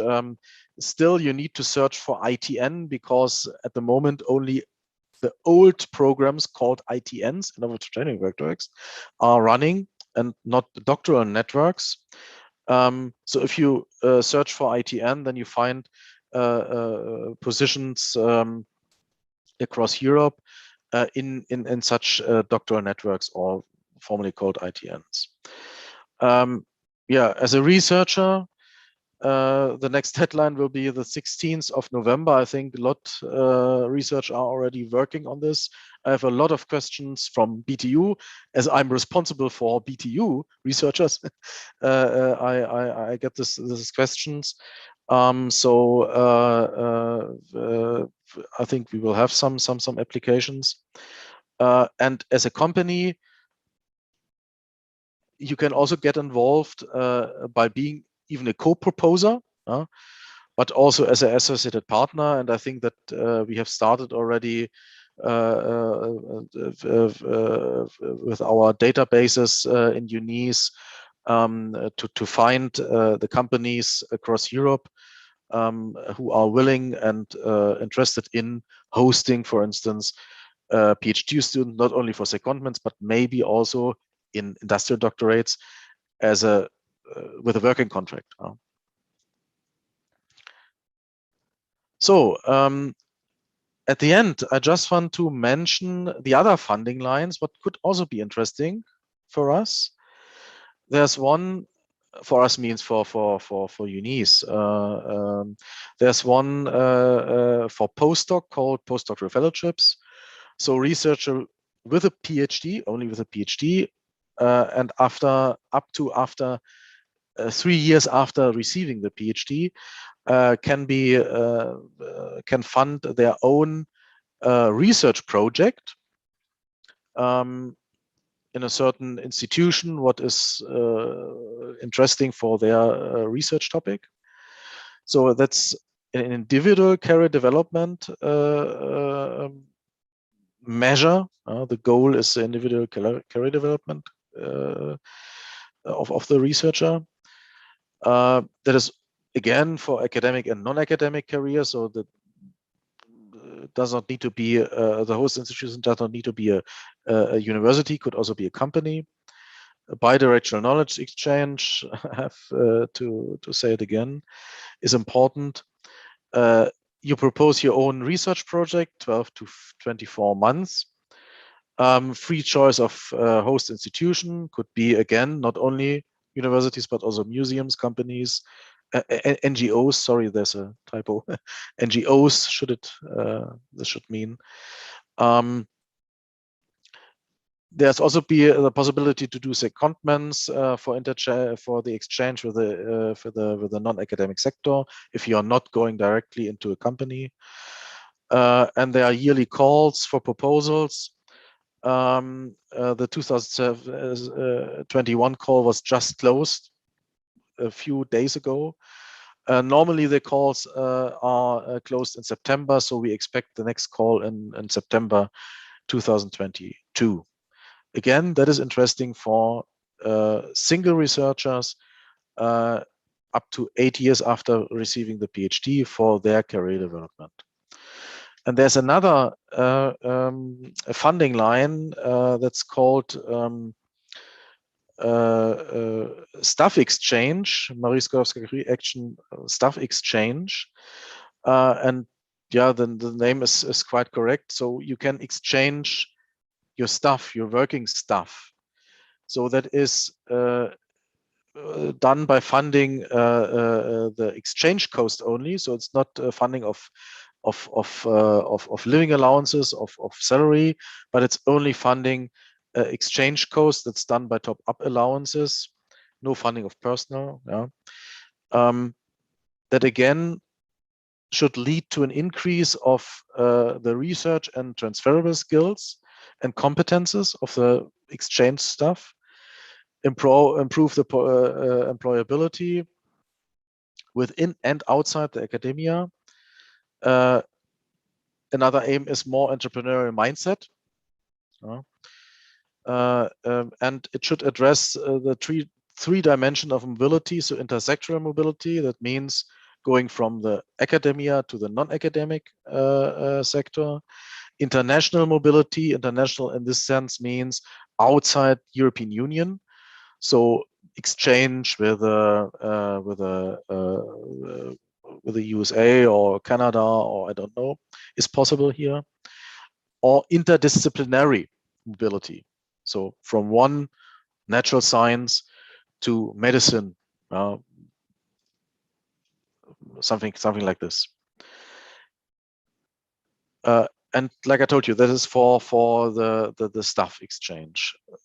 Free choice of partners, free choice of scientific topic, because we are still in the excellent science column of Horizon Europe. So that's just a brief introduction of this staff exchange. Maybe we can think about this to see whether this is also possible, and to do an exchange of our stuff. Does not need to be only within unis. You can also, like I told you, a free choice of partners to add other partners, and of course you're not limited to unis partners. So I think that's all from my side. I hope I could give you some ideas how to use this Marie Skłodowska-Curie actions. I think it offers interesting possibilities. And yeah, now we are nearly in time. So if there are some questions, please ask them. Thank you, Patrick. It was very interesting about this kind of funding, and I learned many things from your presentation. I don't know that we can have MSCA for staff exchange or for postdoc, so it's interesting. And so when you say staff exchange is also researcher or? Yeah, sure. But not only researchers, also. Yes. The formulation was a little bit strange. stuff what is related to innovation. So also technicians, and also administrative stuff. Yes. It's in international services or in carrier Right. services and Right. Yeah. it's very, very good. So if you have a question, someone have a question?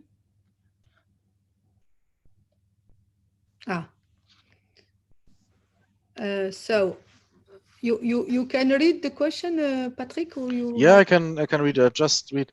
I'm still a master degree student, but having information on research mobility, including fun, can only come in handy. Yeah, as my goal would be to get into a PhD. In any case, I will see your access site better for students' opportunity.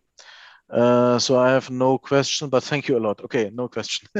Yeah, like I told, of course, it's in the beginning. If you want to be a PhD student, then it could be quite interesting to look there. But Euraccess is also for offering. That's a job offer portal. So normally we use it also for offering our jobs. And for all the Marie Curie action, you need to offer them also there. Okay. I have a question about the secondment. You see that we can fund about 6 months in maximum, and you say also 12 months globally. So it's 12 is the maximum, or yeah, one secondment can only last 6 months, but you can do 2 with 6 months. That's the maximum. What you can, I think that must be somewhere written in the work program. So the call definition somehow for these Marie Curie actions. And so that means that of the whole employment time of the researcher, this is maximum of 3 months, of 3 years. It does not need to be 3 years. It could also be 2 years only. But on the maximum of a third of this time can be spent in secondments. So if it's 3 years of employment time, then it's only 1 year. If it's only 2 years of employment time, then it's only 3 quarters, 3/3 of 2/3 of a year. What you can spend in secondments. It could be with the same organization, or there are two different organizations? Naja, it would not be a secondment if you go from UPHF to UPHF. Yeah, but no, I think in one in the museum and another in other association. Or... Yeah, that would be possible. Yeah, for instance, if you organize a secondment in one of the companies situated in Tanzania, or even into the Tanzania. As it is not the same entity, like the legal word is legal entity. So UPHF is one legal entity, and Transalea, I think it's also a legal entity. Yes, it's another. Okay. So we will have to organize some mobility by these tools in UNIS. Yeah, I think so. I think that we should use it. Of course, we should not only use these ones, because they are very competitive. I did not say about writing a proposal today. So there are new rules applying this year, or from in Horizon Europe. So we will see how the oversubscription rates are in Horizon Europe, but they have been very high in Horizon 2020. Just because it's a bottom-up approach. Yeah, so you can come with your own ideas, with your own scientific topic, and every year you have the same call. So there are, of course, a lot of proposals what are applying again and again until they are successful. So they are very polished, so to say. And that leads to a high rejection rate, not because they are bad, the proposals, but because there are a lot of proposals. So that means that we should not rely on these only, but they are one possibility to, so to say, add up to the European value of our infrastructure, our programs, PhD programs, for instance, to connect them together. And I think that we have some advantages as a European university there. Okay, thank you. Thank you. I think there's no other question. Thank you, everybody, for your participation, and Emrance and all the body. So, Patrick, thank you very much. Yeah, you're welcome. Okay, so we will end this presentation and see you tomorrow for for the following interesting subject. I think about also internship and job in UNIS. So thank you very much.